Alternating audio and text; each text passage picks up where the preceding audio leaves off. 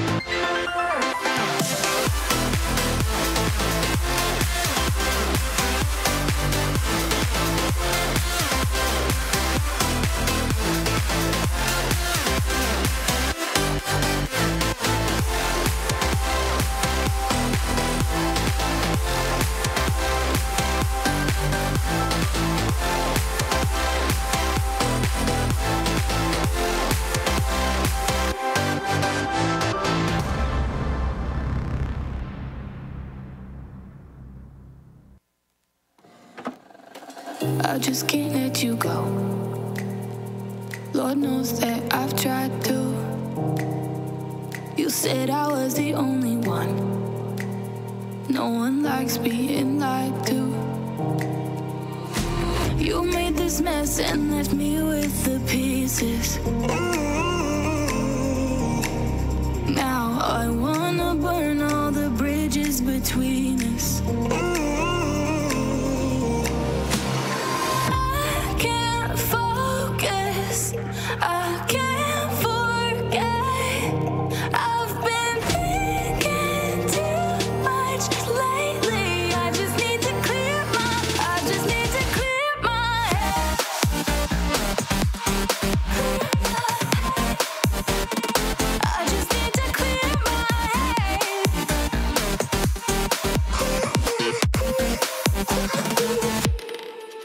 I've been stuck on your memory, but it's not like I need it.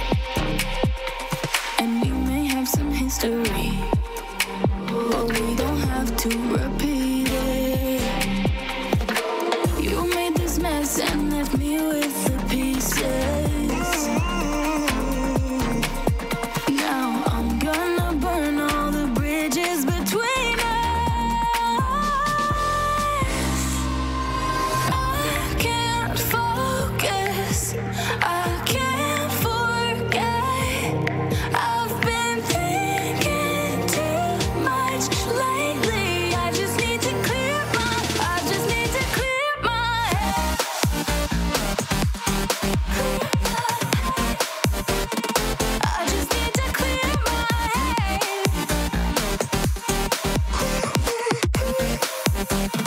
I just need to clear my head.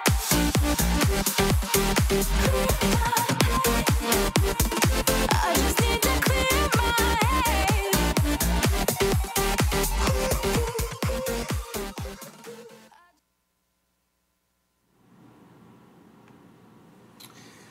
All right, hello world. This is CS50 on Twitch. My name is Colton Ogden, and today I'm joined for the first time by Chad Sharp. Chad, welcome to the stream. Thank you very much. Thank you very much for coming on today. What are you going to talk about with us? I'm going to talk about functional programming, or rather, I'm going to try to talk about functional programming. We'll see how it goes. Yeah, functional programming is something a lot of people in the chat have definitely been interested in learning about. I've certainly been, you and I have had these conversations. I've certainly been very interested in learning about functional programming. It's something that students here on campus at Harvard usually learn as part of CS51, which is the follow-on course to CS50.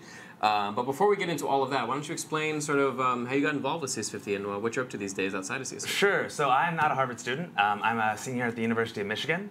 I got involved with CS50 because I took the course when I was in high school, and I found some bugs in the CS50 C library and submitted a pull request. We don't talk about that. Technically, it's all open, you know. So I found some bugs in the CS50 library, and I made a pull request.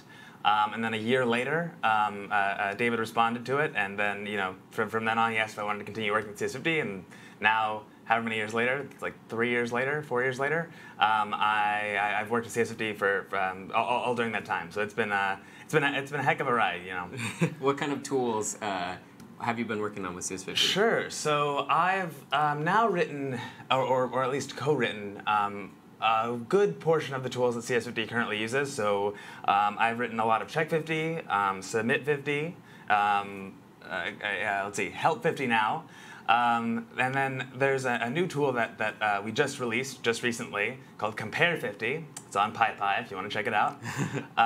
Just a shameless plug there. It's a tool for detecting plagiarism in code, so useful for teachers to figure out if their students are plagiarizing code. I think that's a decent list. There have been some smaller projects here and there, but it's all on GitHub. And you've so back to the functional programming side of things. You've done some of this as part of your studies at University of Michigan. Yeah, so we don't have, unlike Harvard, we don't actually have a course that's required, or a course that's everyone seems to take about that relates to functional programming, but. I'm sort of a hobbyist. I like a lot of functional languages, and even when I write code in imperative languages like Python or C or C++, I tend to adopt a functional style when I can, and I'll explain a bit why that is in a bit. But then I've also done a bit of undergraduate academic research, and the biggest research project that I've been involved in was called Alchemy, a language and compiler for homomorphic encryption made easy. Homomorphic encryption, a little bit outside the scope of this talk. It'll take maybe a little bit too long to explain. But this was basically a compiler and a this small programming language that was written in Haskell. So that was sort of like that's my big external experience with it. I've done a few small projects myself. You had that acronym sort of like at the ready. You're just like instantly. Yeah. Well, it's a little bit of a backronym. It's a language and compiler for homomorphic encryption. That's ALCHE, and then there's the Y at the end. That's the last letter of easy, EAS, capital Y. It's a bit of a bit of a backronym, unfortunately. It's a stretch, a little bit of a stretch. A little bit.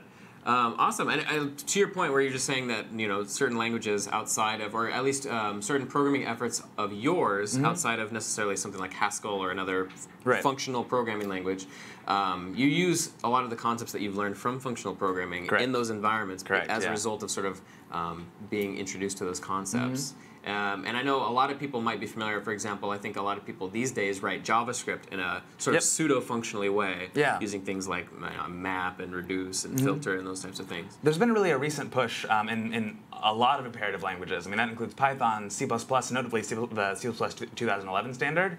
A lot of imperative languages are integrating functional components because basically they realize that there are aspects of functional programming that are, in some respects, objectively good ideas. And so you see languages like C++ introducing anonymous functions, lambdas. You see a sort of move towards using things like map, reduce, getting rid of state, favoring immutable sorts of things. And these are all terms that we'll talk about in a little bit. But that's something that's certainly exciting to see, and it makes it easier to write more functional-ish code in other languages. Cool. Awesome. Well, I'm very excited to start digging in. I want to shout out the people that are here in the chat. We have a bunch of people: True Kinesis, Surreal CS, Shresh26. And that name I'm actually not 100% if I recognize. I apologize if you've been in the chat before, but it seems like a new name.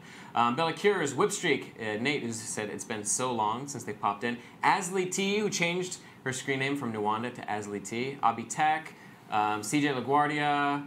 We have Timestone, Nafis, I think CJ LaGuardia I just said actually. SashaKhan32, M. Kloppenberg, lots of regulars. And then some folks were asking if we could post notifications in the CS50 Discord, actually, every time I go live. That's a good point. Why don't we go ahead and switch over to the laptop view here so that we can see what environment we're going to be working on. So what is this environment that we're working on? All right, so this is CS50 Sandbox, and I think David has already done a stream related to CS50 Sandbox. He did do a CS50 Sandbox stream, but what is it if folks are unfamiliar? What is so it's basically an environment, sort of on-the-fly programming environment that CS50 makes publicly available. You can go to sandbox.cs50.io and then immediately spawn up an environment that has that has shell access to an Ubuntu 18.04 Linux machine with all sorts of programming environments installed, including what we need for Haskell here. You can customize it with not just a terminal and a text file editor here, but also an X window like for graphical applications and an embedded browser if you're doing web programming types of things. Cool. And this comes with Haskell embedded in it already. Yes, it does. All the things that we need for Haskell. I'm just going to open up a file. Test.hs being a Haskell file extension. Correct. And I'm sure we'll be writing in there at some point soon. ASMR Gaming may have a new name, may not have one. Quantum Disentangled say, hey, I just want to make sure that I don't incorrectly say that someone's not tuned in at all in our streams before.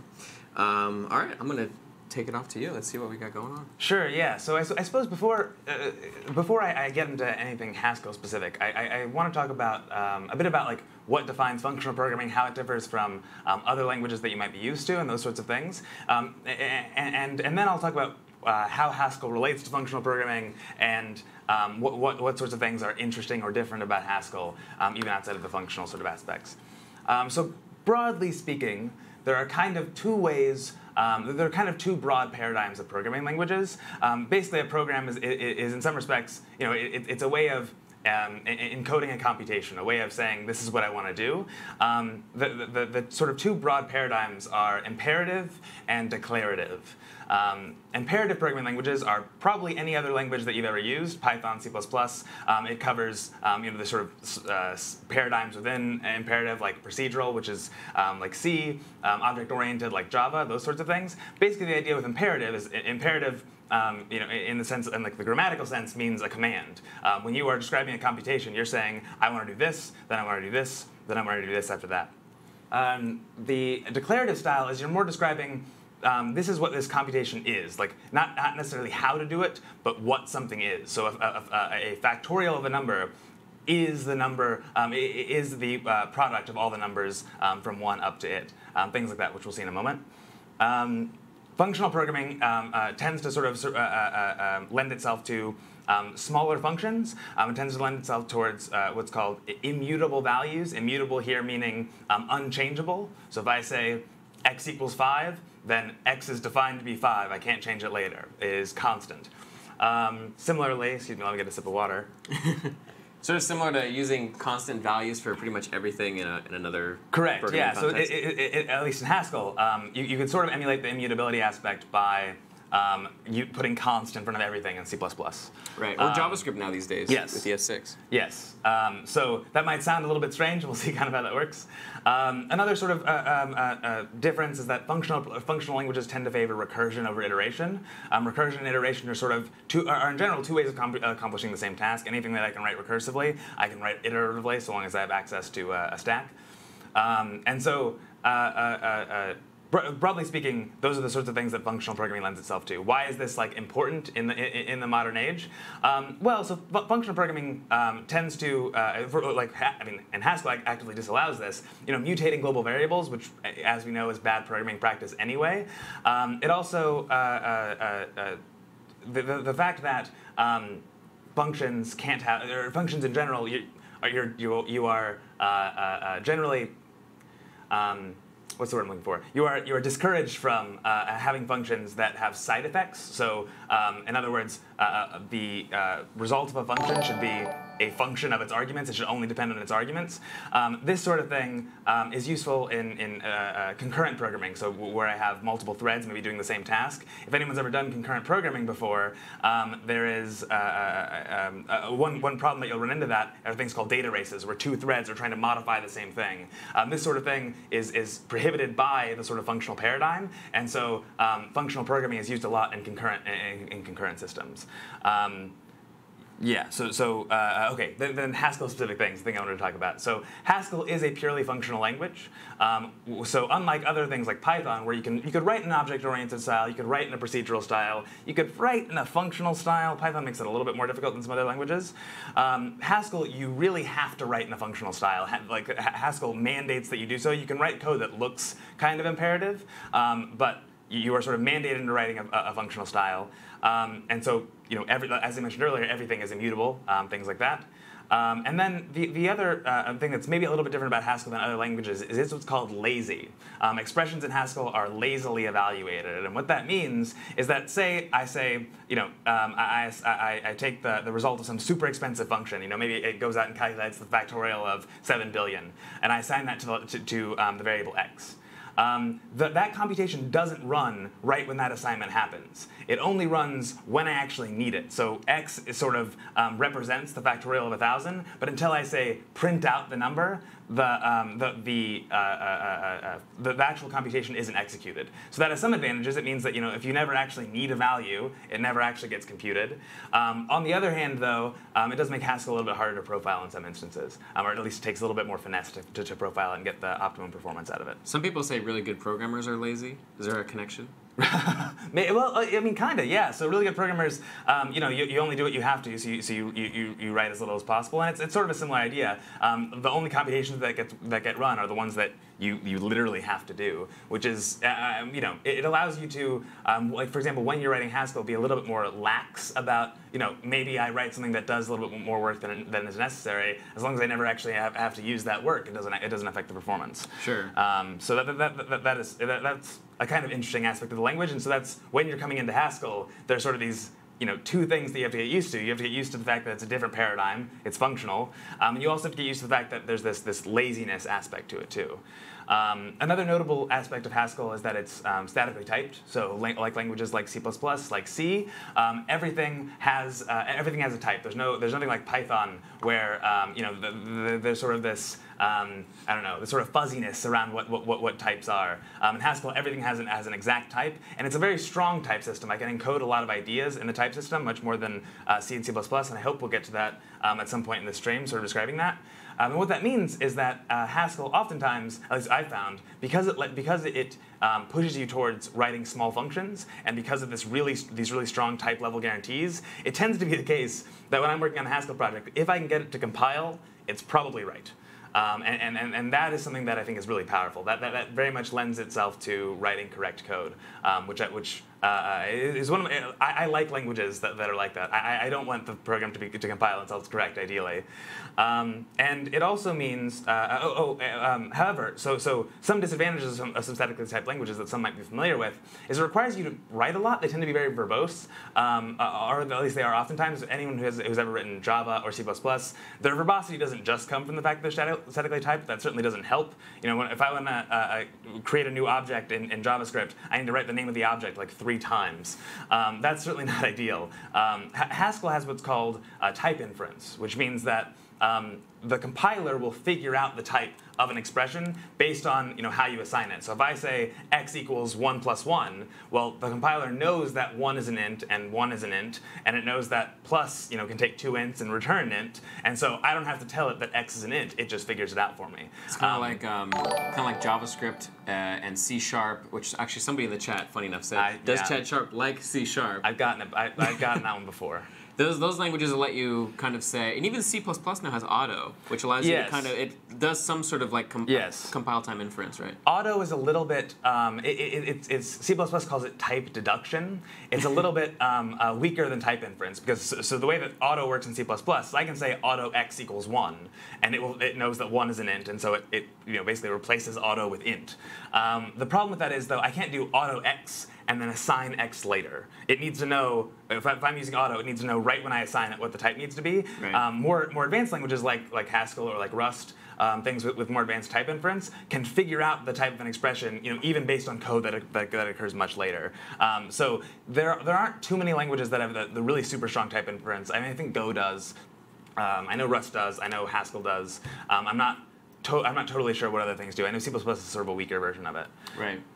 And then I think ASMR Gaming earlier said, was it ASMR Gaming who said it there? That it doesn't let them import sys, sad face, the Haskell. Yes, it's true. I don't think Haskell has a module called sys. Moreover, modules in Haskell have to be capitalized. So you could maybe make a module called capital SYS. But import is actually the keyword that's used to import libraries, just like in Python. Everything is just a text editing wrapper to the APU circuit plus GPU, RAM, SSD, etc. Once I realized that, everything started to flow. That's true. It's absolutely true that ultimately everything is compiled down to machine code at some level because the machine has to execute it. I'm not sure. However, that doesn't mean that we should all be writing machine code, of course. So while nominally we could get the same result by even not just writing machine code, but manually flipping transistors with a magnetic needle, that doesn't mean that that's sort of the level of abstraction that we want to operate at. And moreover, what these sort of higher level languages give you, I mean, even just when I'm saying higher level languages, I mean even C as a higher level language, is that I can write the same code that works on any architecture for which there exists a C compiler. So that would not be the case if I were writing an assembly or the more I guess kind of lower level machine code. I'm not sure whether it's lower level. It's just a different encoding of the same instructions usually. But cool. Can we have a stream on C++? Ask Nafis664. Well, think about it in the future. Definitely. Assembly is all we need. Says Puppet 4411. I mean, if you want to write everything in assembly, more power to you. I would not want to live in that world. I don't think. But I would much rather. I like my abstractions a little bit too much to write everything in assembly. I've done it, but it's not. I've taken classes in college when that was what we had to do. It's not what I would consider fun. When to write, like, say, something that finds like the choose operator, like n choose k, when that takes 100 lines or something. I would much rather use a higher level language, I think, in my opinion. Someone asked what my thoughts are on JavaScript. So I'll say that I don't have tons of experience in web programming, so my opinions on JavaScript are not as educated as they could be. However, I'm less than impressed. I think the sort of recently with the sort of push towards this more functional stuff, I like that sort of I like that sort of push. I like the sort of the way they're doing asynchronicity with promises and those sorts of things. I really don't. The main thing I don't like about JavaScript is how it is something that I generally don't like dynamically typed languages as much as I like statically typed ones. So the fact that I can reference a field inside an object that may or may not exist, and it's just undefined, instead of that being some sort of either an exception, as it would be in Python, or or statically preventable. I would rather not program in JavaScript if at all possible. Although I generally rather avoid web programming in general, so some of that, I'm not sure where the web programming, my disdain for web programming begins or ends, and where my disdain for JavaScript begins. So, not sure. I don't know how helpful that is, but. Zanipack, mhuman87, BS Moody, and Zenanon, thank you very much for the follows. You can think of your life as a tensor for the Verint state, and every possible next state as next layer tensor, etc., or not, up to you. I'm not entirely sure what that means. I'm gonna be honest. Yeah, I don't know. I know what a tensor is, but I'm not sure what the Verint state is. So. Maybe that's above my head. Maybe they meant current state. I'm not sure. Tensor for the current state, and every possible next state is the next tensor layer, etc. I mean, that's. Is it a neural network? Is that what they're describing? I'm not very familiar with. I don't think that's a neural network. But what I know of as tensor is like the linear operator. I'm not totally sure what tensor means in that context. However, that sounds very deep and philosophical. So more power to you, ASMR gaming. All right, cool. Well, I'm excited to see some Haskell code. Sure. Okay, so Haskell is a compiled language, but it also has an interpreter, which is fantastic. I wish more languages were like this. I wish C++ had an interpreter. I wish, well, C, I've used an interpreter for C, which is kind of okay. But interpreters are really great for sort of hashing things out, and that's probably what I'm going to use more in this demo, because I can just sort of do it live without having to take the steps to compile it. The compiler for Haskell is called GHC. So we can see it's installed in the sandbox. I haven't given it any input files, so it's not going to do anything. GHCI is what we'll be using. That's the interpreter for Haskell, and we can see immediately here I can start writing. Haskell code. Do you want to maybe command plus that a couple times, just so we can see a little bit larger? Maybe that might be too much. Yeah, something like that. Is that good? So we can just read it a little bit. I'm trying to move this up a little bit. Okay. We can't see the file anymore, but that's fine. Okay, so let's see. So the first thing is immediately, I guess the first thing to talk about is arithmetic. That's definitely something that is pretty easy to do. Nothing particularly functional Computers here. are pretty good at, yeah. Yeah, you can just enter those in like 3 plus 4, etc. Mind blown. Yeah, nothing crazy there. Functional programming. I know, this is crazy. In Haskell, you've got the sort of standard operators. You've got, you got true, and you have false, and you've got Boolean wise and, all those sorts of things that you're probably used to from other languages. The one difference that people sometimes screw up with Haskell is that just some weird operator differences, if you're ever using it, is that not equals, instead of being exclamation mark equals, is, let's do one, it's slash equals. Which is a little bit weird. Ah, interesting. Well, I guess maybe from like mathematical notation, where you have a slash through the equal sign. Yeah, probably that actually. So a lot of Haskell is very inspired by mathematics, and so it's very likely that that's the case. Let's see. There's also the other one that people will often get confused with is first of all, not like in Python. It's just written out like this. Oh, okay. And then the exponentiation. So most people are used to like bitwise XOR being the caret from other languages. Haskell does, which I think kind of makes more sense, but it still screws me up when I write Haskell. It's the exponentiation is just the caret operator. So that makes a little bit more sense if you're used to seeing what 2 to the power 6 looks like written out in text. But coming from other languages, I sometimes expect that to be bitwise XOR. Someone said that the main implementation was the classical Haskell compiler. That's correct. That's GHC. And the GHCI is the interpreter corresponding to the classical Haskell compiler. There's another implementation called like Hugs or something. I'm not totally sure. I don't really use it. But GHC is sort of just the standard one. Okay, so then I just want to get some of this basic syntax out of the way so that we can talk about some more interesting stuff in a bit. The other thing that's going to come up later are lists in Haskell, which are sort of unsurprisingly just sort of the standard square brackets notation. I can do ranges too. If I do 1.10, it'll give me the inclusive range 1 through 10. And then even I can do, if I'm remembering the syntax correctly, I'm not remembering the syntax correctly. I forget what the syntax is actually. There's some, I know what it is actually. So if you want to do, for example, every odd integer from 1 to say 11, you can do that by just specifying the first and second elements of the list. And if I do that, it figures out what the pattern should be based on that. That's cool. Pattern inference. That's pretty fancy. There's nothing more. I'm sure if I do like say like square numbers 1, 2, 4, ... all the way up to like 16. I'm sure it's not gonna figure out that pattern. Yeah. So it's only the very simple patterns. Oh, is it because you put a comma there and you didn't put one on the last one? Oh, maybe actually, but I'll still bet. Yeah. Okay. The only patterns that it's going to figure out is basically specifying a step. So that's the only sort of pattern it's going to figure out. That'd be pretty fancy to figure out a mathematical relationship. That would be, yeah, especially since there are many possible mathematical relationships. Yeah. So that would be probably impossible. Okay, so with that in mind, let's look at like what functions look like, right? So functions are going to look a little bit different in Haskell than they're going to look in other languages, and they sort of lend themselves to the idea that I was talking about before that when I say something is equal to something else, I'm defining it to be that way. I'm not assigning something to a value. I'm defining something to be a certain way. So let's say it actually seems like a lot of people, when they first get into programming, are actually confused by this idea because they expect equals to be exactly what you're describing. Yes. And they're not used to the fact that it's actually right to left sort of assignment or flow of information. Yeah, you can still sort of think, you can still like operate with a mental model that it's assignment, and that's maybe you can definitely do it. But that's sort of how I think about it and how I think is a little bit more useful. One thing I will say before I go too long on is that I learned a lot of my Haskell, at least in an introductory standpoint, from a really great book called Learn You a Haskell, and I'll be shamelessly stealing several examples from that book today. You can probably go to it too if you want to pull up the URL there. Yeah, learnyouahaskell.com, and then you can buy a hard copy of the book or read it online, which is what I did. Although I probably should support the author, and it's really just a fantastic resource for learning a lot of introductory Haskell. So I will be sort of narrating a lot of some of the examples anyway, but a lot of them will be available there if you want to look at them later. Awesome. And certainly the Learn You Haskell will probably be covering things in more depth than I will. So. Okay, so let's write our first function. So let's take a function that just multiplies the value by 2, right? So we've already seen how to do arithmetic.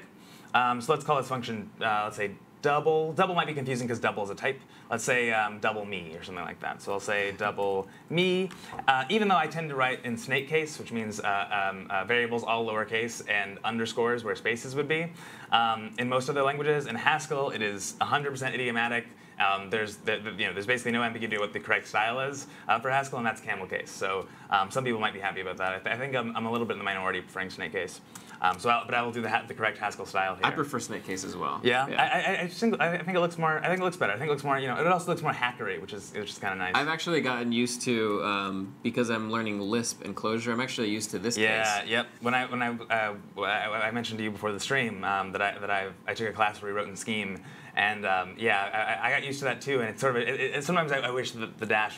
Unfortunately, it's ambiguous in almost any other language because the minus sign is an infix operator indicating subtraction, so it's not clear is double dash me a function called double dash me or the double minus me. Yeah, exactly. So that's sort of unfortunate, but I do really like dash as a space separator more than underscore. So we got double me here, and it's going to take one argument. So I'm going to say double me x. And then I'm going to set this equal to, say, 2 times x. And there we go, I just defined my first function. Can you, for clarity, also put parentheses around the x? Does Haskell let you do that? Or is parentheses here? Around this one to specify that that's an argument? No, you can't, but there's a good reason for that. Actually, well, I took it. Does it actually allow it? It actually does allow it. I would recommend against doing that, though. Okay. Not only does this work, does it look... this looks much more like the function calling syntax that you're used to. I would very much recommend not doing this, though. So I'm going to go back to this. Here's the reason why, is because when you call a function in Haskell, you don't call it with parentheses like that.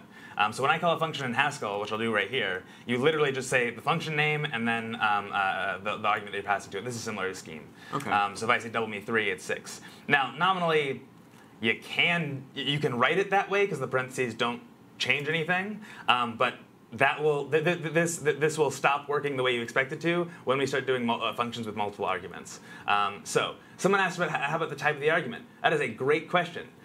So this goes back to the idea that I mentioned earlier with type inference. So because that Haskell knows that 2 is an int and that x is an int, or excuse me, it knows that 2 is an int, and that multiplication can take 2 ints and return an int, I didn't have to specify the type here. But that's a really great question. How would I specify the type? So if I were writing this in just a regular Haskell thing up here, so I'll write it in the text file, here's what I would do. I write double me, and I would say it takes an int and returns an int. Just like that. This just declares the type of double me. And then I would write it, double me x equals 2 times x. So you're kind of writing like an interface. Yes. Well, a protocol, I guess. Correct. Maybe more appropriate. Yeah, like a prototype in C or C or something like that. This is nominally how you'd specify the type. Another way of specifying the type, you could do something like, say, you could tell Haskell that x is an int or something, but that's pretty unidiomatic. You won't usually see that. So it's more common to have this separation of the, I guess, the type specification and the function specification? Yes. Okay. And yes, definitely. Can you give an example of parentheses not working properly? Absolutely, I'll do that in a second. Here's, let's see, does double colon make it a comment? No, actually. So literally the double colon means exactly, it means this is the type of this thing. So double colon means, so double colon int arrow int means double me is of type int arrow int. A comment in Haskell would be 2 dashes like this. So int arrow int is kind of like a lambda expression. How do you mean? Sort of. In as much as it specifies what the function, it's like a function, sort of like an abstract function specification at the type level. Yeah. I mean, it's really no. So this is equivalent to in C, int double me int, right? It's equivalent to this. It's just Haskell's different syntax for it. Well, I mean, if you just got rid of the double me and you just looked at the int arrow int, that would be sort of like a lambda. Not a lambda in the sense that you're actually defining the behavior of the function, but just the signature of what that function is. It's on its own. Yes, it looks like it does look like a lambda, but actually int arrow int is actually a type in Haskell. So this is literally what the type is called. I see. For function, for instance. Someone asked capital int or lowercase int. In Haskell, types always are capitalized. The first letter is always capitalized. So in Haskell, int is capitalized. So even if it's just a primitive type, it's everything is basically almost like everything's an object if you're looking at it from a Pythonic point of view. Yes. Yeah, from that standpoint. So types just have to be capitalized. It's something that Haskell enforces for grammar ambiguity reasons, sort of. Okay, so and a really great thing in the interpreter, this is so helpful in Haskell, is what the interpreter allows you to do is in these interpreted expressions, I can do :t. This is something that this isn't part of the Haskell language. This is just an instruction to the interpreter. And what :t does is it tells me the type of the ensuing expression. So say :t4. This type is a little bit more confusing than you're probably used to, and I'll talk about what this num t arrow t means. But the int is sort of int satisfies this constraint, and we'll maybe get to that in a second. But maybe something that's a little bit more. It's like the type of the character C. It tells me that it's a char. And there's a difference, I'm presuming, between this equals arrow and the dash arrow that were used up in the and I will definitely talk about that a little bit later in the stream, what this arrow means. But basically, if you're familiar with interfaces in Java or traits in Rust for the one of you out there that probably writes in Rust. Right here. Yeah, just me. Basically what this is it's, or I'm supposed to be familiar with the concept of like forward iterators and reverse iterators in C++ and those sorts of things. What Haskell allows you to do is specify what are essentially interfaces. It calls them type classes. And then you can write generic functions. So I can say that this function works for any numeric type, or whether it's a float, whether it's an int, whether it's anything like that. And so Haskell sort of allows you to do the same thing. And so what this is saying is that 4 is, I could interpret it as any numeric type that I give it. Someone says single quote for chars and double quote for strings like C. Yes, exactly. Double quotes are for strings. So for example, foo, something like this, is a string. If I do :t foo, you'll actually see something interesting. It won't say string. It'll say a list of chars. In Haskell, you can write string. I can write foo, and call it a string. But a string and a list of chars, they're just aliases of one another. So a string is literally defined to be a list of chars. So this thing is giving me sort of the most technical definition, which is this is a list of chars. So it's the same thing as a string. It's not all that unlike C, actually. Yeah, exactly.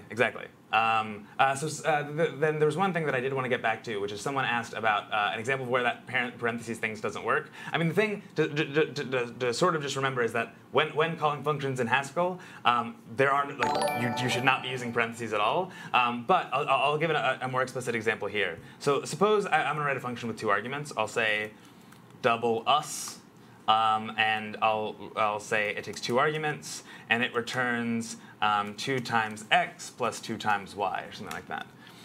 So what you might be thinking is that, well, then can I write it like this, double us 1, 2, something like this, and it won't work, and it'll give you a sort of unintuitive error message as to why that's the case. But basically, because what I just tried to do here is I just tried to pass it a single tuple. Haskell has the notion of tuples, just like Python does. So like 1, 2. If I look at the type of this, if I look at the type of this, it says that basically, again, remember this numt1 thing just means that these things are numbers of a sort of unspecified type.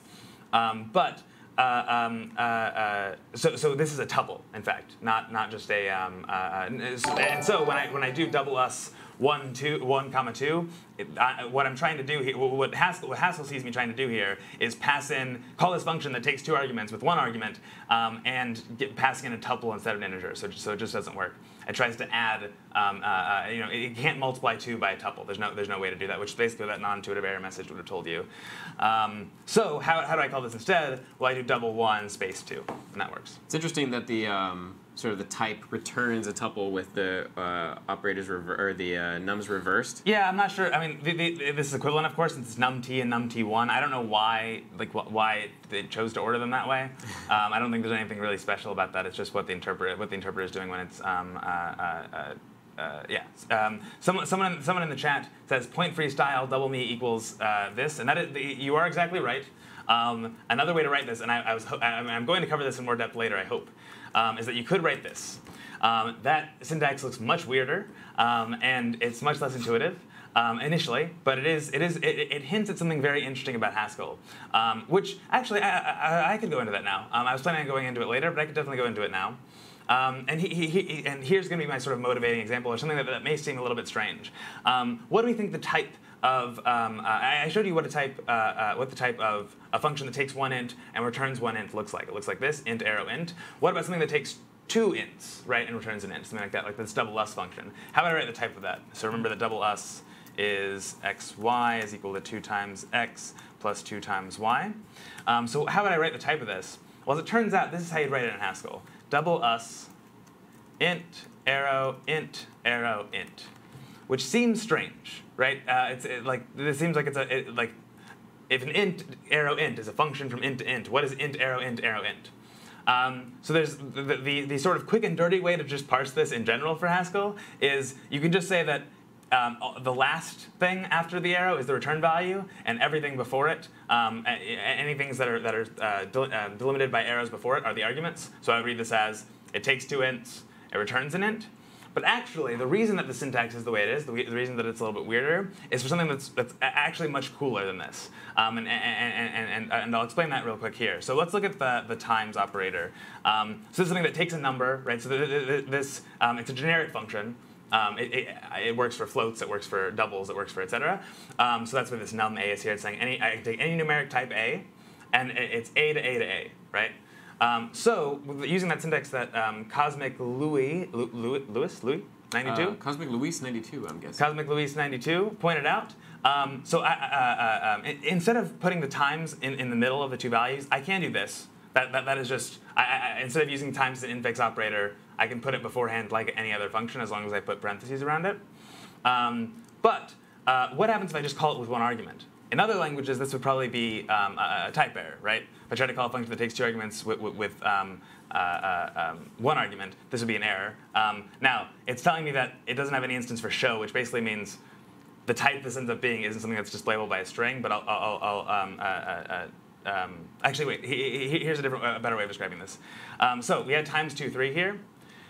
Well, I can put parentheses around this, right? So this is sort of just like you're sort of accustomed to with associativity of like the addition operator, like 1 plus 2 in parentheses plus 3 is the same as 1 plus in parentheses 2 plus 3.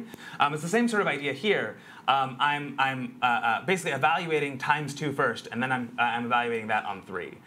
Okay, what does that mean though? So let's look at just this times 2 and what the type of this is. So times 2. Not sure why I just lost the ability to type numbers. That's weird. Buffering okay. error. Apologies for that. So the type of times 2, whereas remember, so the type of times here was A to A to A. The type for times 2 is just A to A. So I've gotten rid of that first A. What does this mean here? So let me define another function and call it times 2. X equals times 2. Okay, so now x is a function. And I can call x on, say, 4, and it'll multiply 2 times 4. So what this is called, it's called partial application. So times is a function that takes 2 integers and returns an integer. If I give it just one integer, it sort of hard codes that integer into times. And so if I give it, so times 2 is a function that takes additional argument and multiplies it by 2. Does that sort of make sense? So does every single function then only have one argument? Technically, yes. So and that's exactly what this syntax here sort of implies. So really, there's implicitly kind of a parentheses around here.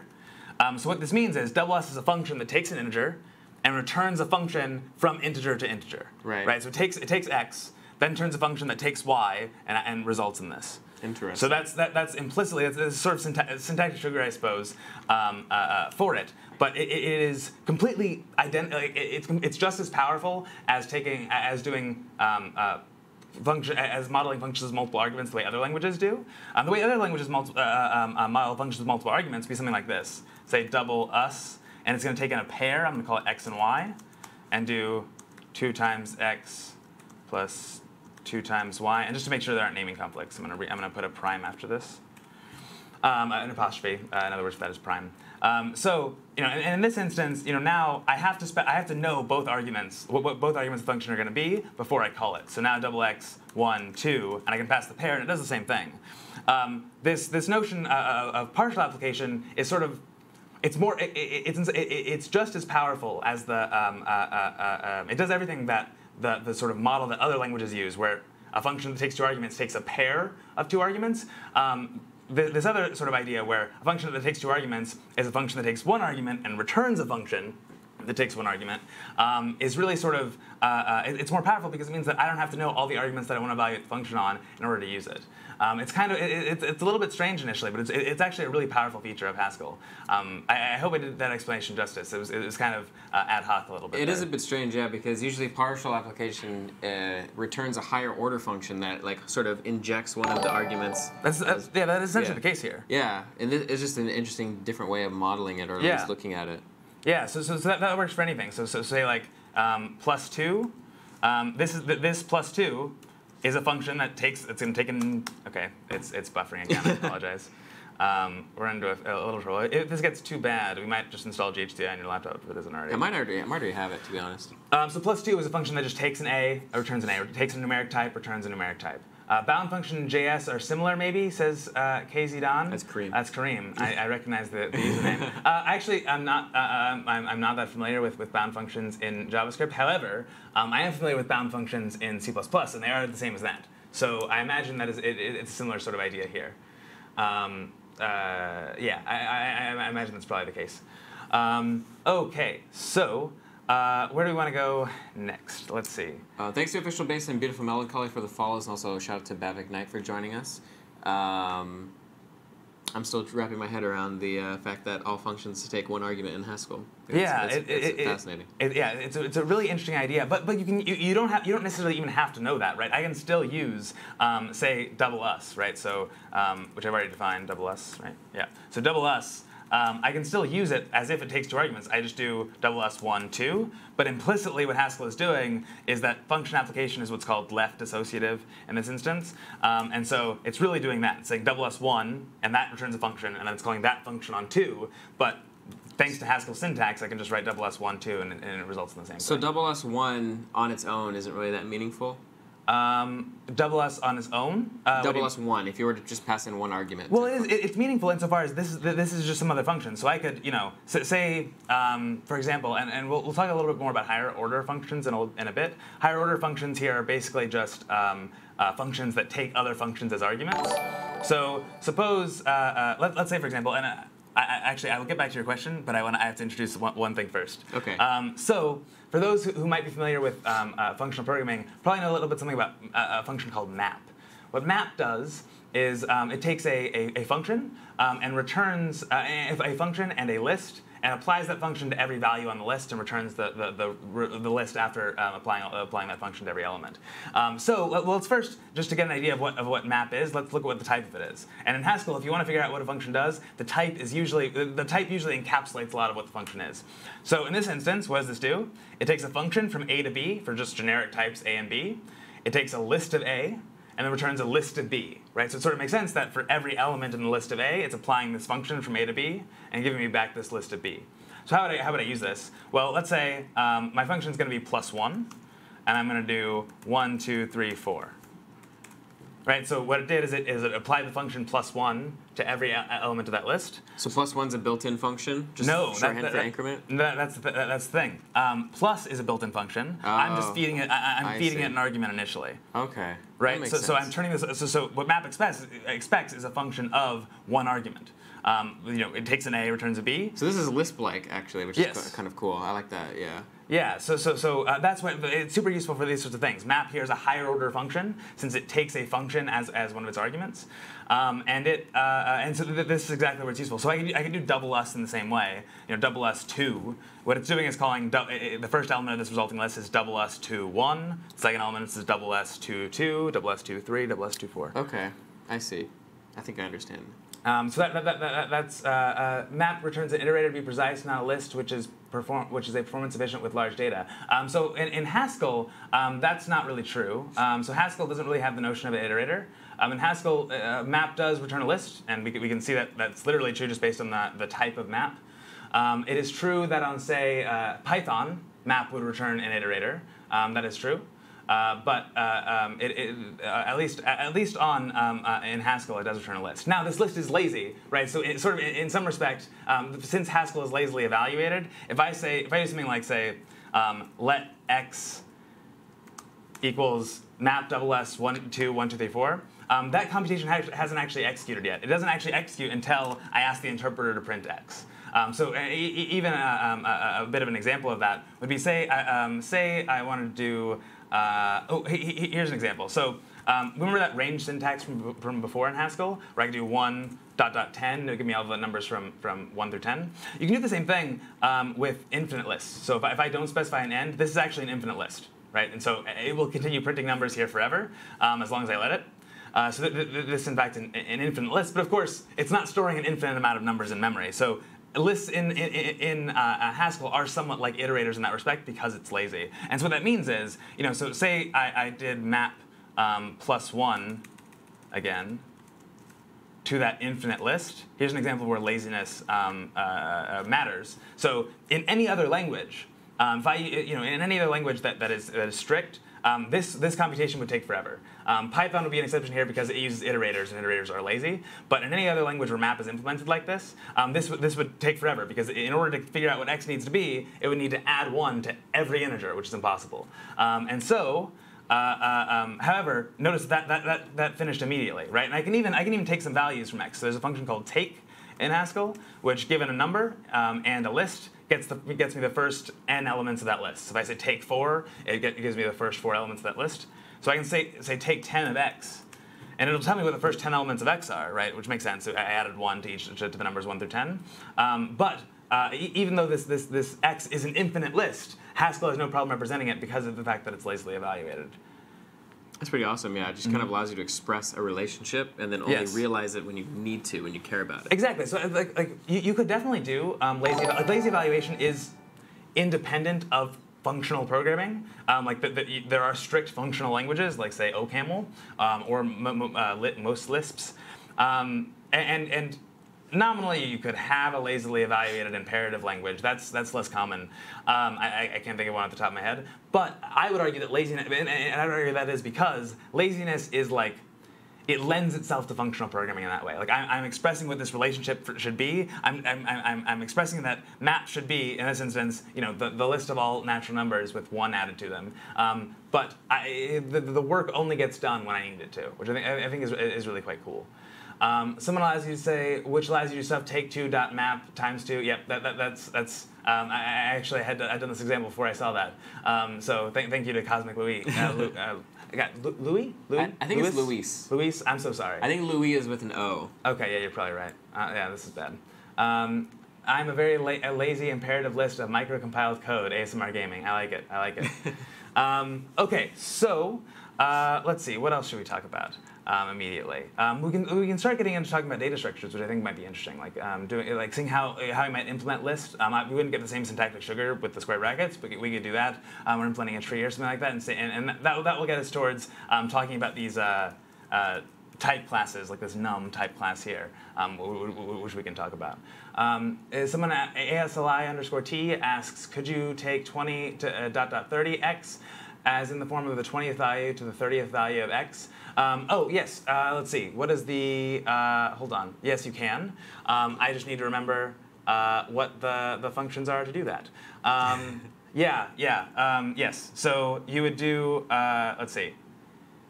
I think it's drop. So drop is a function in Haskell. I should remember all my prelude things. So drop, it looks exactly like take. It takes an int in a list and returns a list. The difference is instead of taking a value from the list, it drops that many elements from the front of the list. So like drop 2, 1, 2, 3, 4 should give me the list 3, 4. It just drops the first 2 elements.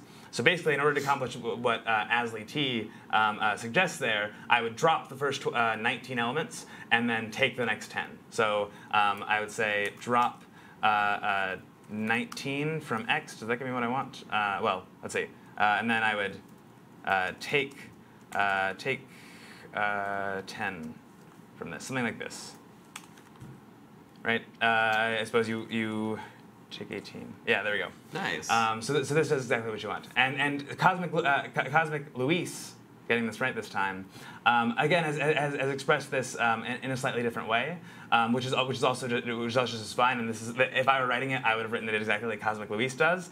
He brings up a really useful operator in Haskell, which is the dot operator. Dot, and again, how do we figure out what something does in Haskell? We ask the compiler what the type of it is, or the interpreter what the type of it is. So the dot operator here. It seems pretty complicated initially, but it isn't so bad once we look at it in a little bit more depth. So it takes a function from B to C, it takes a function from A to B, and returns a function from A to C.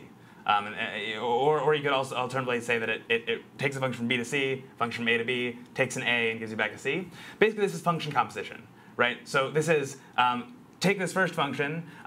This works exactly like you'd expect it to in math, the sort of circle operator in math. So for example, if I had like +1 dot times 2, if I give this an argument, what it'll do is it will first do the times 2, and then feed the result of multiplying this number by 2 to the +1. Right. So it's just composing these 2 functions together, and this notion of composition is something that's very common in Haskell. So if you'll notice, basically in this last example, I was feeding the output of drop 18x to the input of take 10, right? And so I can do that sort of same idea here, where I can just compose take 10. I can compose this with drop 18. And then call the result of this whole function, this new function that I've made, on x, right? And that'll work too. It's a very flexible language. Yes, it allows you to write really quite concise code, which I'm a big fan of. Someone says drop while x is less than 20 on range 131 in Python with the itertools module. Yes, that would absolutely work. I think is drop. I don't think I remember drop while being in intertools, but you might be right. I'm definitely not an expert there. Haskell has a take while. I don't know if they have drop while. They do actually. So they do have a drop while. You can do the same thing here. So you could do drop while, and then again, so this takes a function from A to bool. So a function that goes from an element of this list to a boolean, which would indicate whether or not I want to drop it, and then it would take a list of A and return the list of A after I've dropped those things. So I can do the same thing here, where I do drop while, let's say less than 20, right? X, and then do like take 10. Something like this. So I'm using a bit of syntax that I haven't shown yet with the $sign. But yeah, so that does the same thing. Moreover, I guess I could do, instead of taking 10, I could do take while greater than 30. Take while, sorry, less than 30. Oops. The buffering issue. Yeah, sorry, this buffering issue. Thanks to JockJock, Meeks92, and BNugs317 for the follows as well. Take while less than 30, or I guess less than or equal to 30.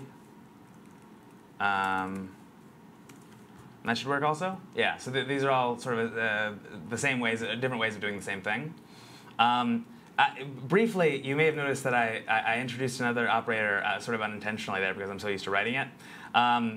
It's somewhat annoying to have to write parentheses around drop while here when really I just want treat everything after this as just a value, or basically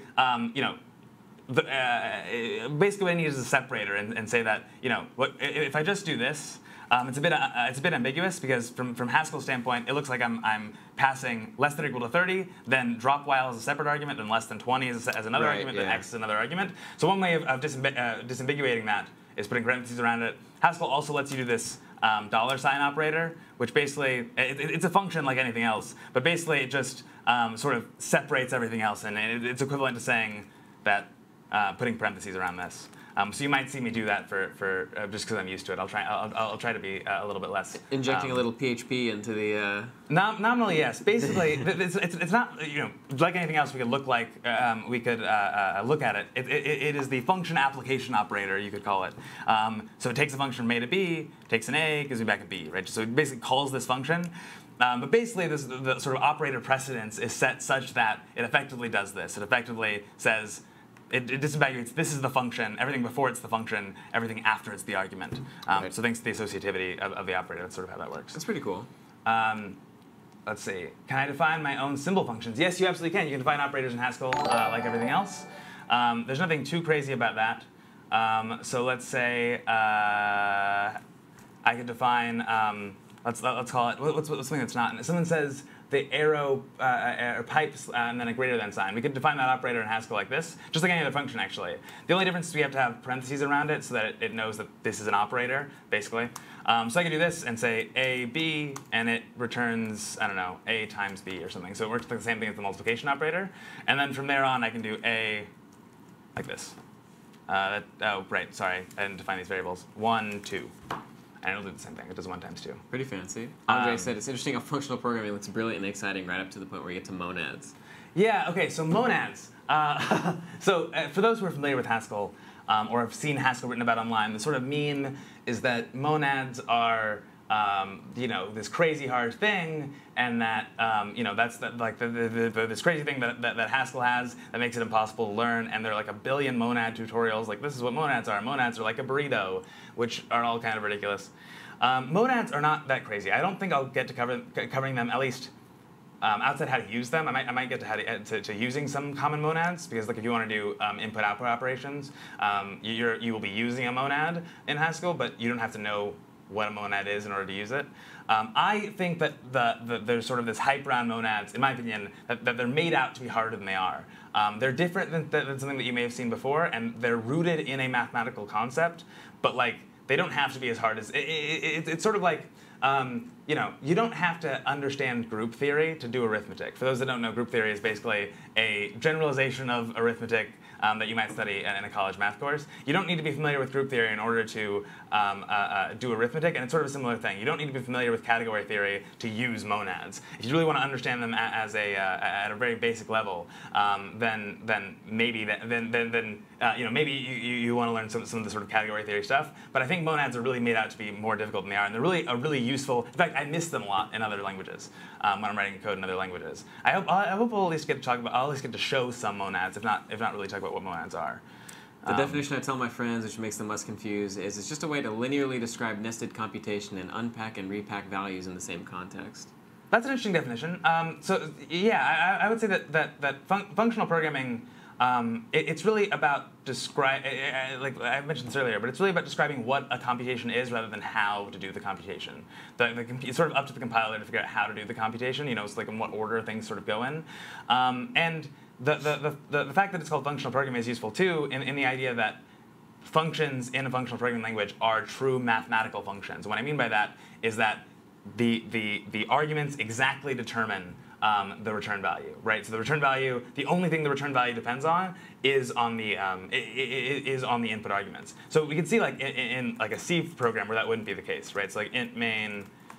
Actually, I won't define main. I'll just define a function. It foo int x, something like this. Right? So there are a couple ways that we can write a function where the output doesn't depend solely on the arguments. One is define a global variable, int y equals 7, and I'm going to return. I'm going to increment y, and then return x plus y or something like this. This is what's called a closure too, as well, right? Closure? Closure, C-L-O-S-U-R-E, where you sort of enclose the surrounding variable, the environment, the variables. So you have access to lexically defined variables outside the scope of the function. Nominally in C, this isn't what it would be called? I guess because usually those are lambda functions too. Yes. That are closures. But yeah, there is a closure idea going on here in that the global scope is available inside the local function. But so here's an example. For example, I could call foo with the same argument. I could call foo 1, and it would get me a different result every time I call foo 1. Right? Every time I call foo on 1, it would give me a 1 increased every time I called it. And so this function doesn't depend on its arguments, or doesn't depend solely on its arguments. Another example would be something like, I'm not going to write out the whole getting input in C, because we don't have the CS50 library. No, we do have the CS50 library, but otherwise it's a little bit more of a thing. But suppose I did a function that got an integer from input, so I'll use the CS50's getInt function. So if I said int x equals sorry, I've already defined x. Int x equals getInt. Right, now I don't even have a global variable, but I'm getting a function from input. And now if I return like x plus y or something like this, this function again doesn't depend solely on its argument. There's something else sort of influencing here, and this is something that Haskell prohibits. So that is a really powerful notion that I think really defines purely functional programming. Is the fact. The technical word for it is referential transparency. The idea that the output of a function is solely determined by the input to the function. And so if you want some kind of state, then you pass that in as an argument as well. I suppose one reason why that's super important is because it makes proving the correctness of an algorithm really easy. Right? So if I really want to prove that my algorithm is correct, even if it's an informal proof, I'm just trying to show my boss that the program that I wrote is right. It's much easier to reason about programs when the output is solely determined by the input, which is something that I really like. Okay, back to Haskell. Someone said, Sitharan said, I have a Haskell exam in 3 days, and I see this live stream, so they pop up in my feed. Haha. Hey, you're welcome to, if you want to jump in and teach it, you're welcome to. I have not taken a class solely on Haskell, but I have done a fair amount of small projects, and as I mentioned earlier, some research that involved Haskell. Haven't taken any classes, but wrote the GHC compiler. Yeah. I have not written the GHC compiler. I wrote a compiler. It's certainly not. GHC is easily. That's like the most big brain. There's like GCC, the C compiler is impressive. GHC is like on a whole nother level. It's ridiculously impressive the stuff they can do in GHC. I'm constantly impressed by that. Okay, so What else? Well, I suppose one other kind of nice feature of Haskell that I did sort of want to point out is if you're familiar with list comprehensions in Python, you can do the same thing in Haskell, which is really a sort of a nice way of encapsulating, of writing code more concisely. So if I wanted to say, I mentioned earlier that I had 1 to 10, right? This gives me a list from 1 to 10. But like, suppose, I don't know, I wanted like all the right triangles, all of the side lengths of valid right triangles, things that conform to a squared plus b squared equals c squared. I could write that sort of in terms of list comprehension. The way that I do that in Haskell is I'd say, well, ultimately what I'm going to be getting back from this are pairs x, y, and z, and then where am I getting these x, y, and z's from? So this will be this vertical bar is like the I suppose it's a bit like the for in Python. It's sort of the equivalent of for in Python list comprehensions. Or if you're familiar with like just set builder notation from mathematics, it's exactly what the vertical bar is in set builder notation. Like where? Yeah, such that where. Yeah. So basically this is the triple x, y, and z such that or where. Where am I getting x from? I'm getting x from I'll say I want the first 10 integers. I'll say I'm getting y from the first 10 integers. And I'll say I'm getting z from the first 10 integers. And then I can also add a constraint here, right? So I've said where I'm getting these x, y's, and z's from, but I want these to follow the Pythagoras' theorem, right? Where x squared plus y squared equals z squared. I can just do x squared plus y squared equals z squared, right? And then now this gives me all of the right triangles with side lengths at most 10. That's so cool and such an elegant way of describing the problem too. Yeah, so like certainly, and certainly sort of the idea of Haskell, as I mentioned, there's no for loops, right? There's no for loops, there's no while loops. The way that you sort of write the equivalent of iteration in Haskell is with things like map, is by building lists of things and then iterating over them. And so that's sort of the so a sort of comfort with lists is important. Now let's talk a bit about how we, so I mentioned that Haskell is sort of, I mentioned that Haskell sort of favors, and functional programming in general, favors recursion over iteration. In fact, as I mentioned, there's no for loops, no while loops in Haskell. So how can we build those sorts of things? And I think maybe one introductory example. Let's just talk about writing a sum function, right? So a function that takes a list of integers, finds the sum of all of them. And there's lots of ways to write this. I'm going to write it initially using sort of only the basics, and then maybe as we go on, we can improve the implementation a little bit. So first thing that I should do is probably specify the type of what sum is. I'm going to call it sum prime because sum is the sum function is actually a function in Haskell, and I don't want to override it. So I'll now specify the type. What should the type of this be? Well, it should take a list of. We'll make it not generic initially. We'll say it's going to take a list of ints, and it's going to return an int, right? So int, a list of ints to int, right? And as Haskell does have type inference, so actually I could leave this off. Generally, it's considered good practice to write out the types for your functions, but Haskell will let you leave it off. OK, so sum prime. Now I define what the function actually does, right? So it's going to take, I said it's going to take a list of x's, like this. And how do we write this recursively? Well, how do we think about sum recursively? Usually when you think about solving a problem recursively, you think about how to break it down into smaller problems, right? How can I turn the problem of taking the sum of the entire list into a problem of taking the sum over some smaller portion of the list? Well, for taking the sum of the list, it's really, in order to get the sum, I should take the first element and add it to the sum of the rest of the list, right?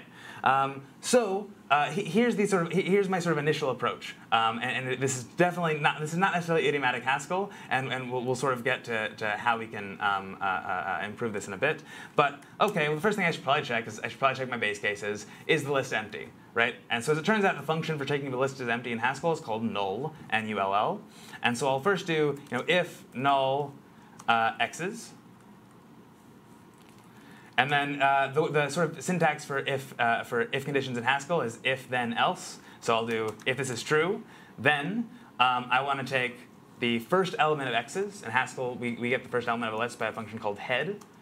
So I'll say head x's.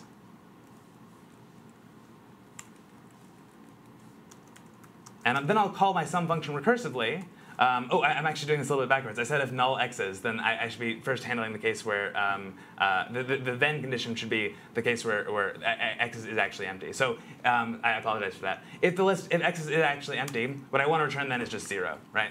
If null x's, then this should evaluate to 0. Otherwise, the list isn't empty, so I can take the first element of it using this head function, and then I'll just I'll add the first element to the result of sum, calling sum on the rest of x's. The function in Haskell for getting all but the first element is called tail, right? So head gets the first element, tail gets everything else. So I'll say sum tail x's. This is not necessarily idiomatic Haskell. This is probably a poor way to write it in Haskell, but this is just sort of an initial approach. This is how I would see it in like closure or Lisp or something. Yes. Yeah. So Haskell does have if conditions. One weird thing about Haskell if conditions is that you need an else condition. You can't just have a then. This is because if is an expression in Haskell. It needs to yield a value, right? So regardless of whether null x's is true, regardless of whether x's is empty, this condition needs to return a value. So I need both a then and an else. This actually looks very similar to Python too. Yes. The if then else in one line. Exactly. Yeah. So this nominally works. But there are some ways that we can improve it. And here's one example that I want to show.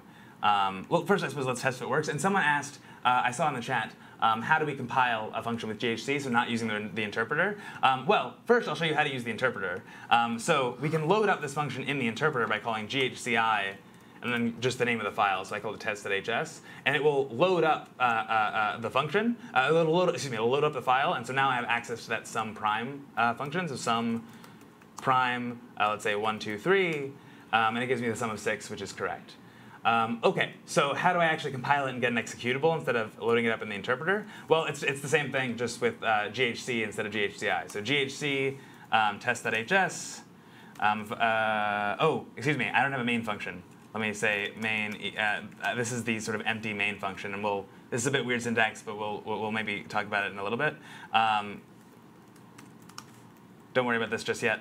I need a main function though to compile it, and so if I do that, then so that I don't necessarily introduce the syntax, I'll have it do. I'll have it print out sum 1, 2, 3.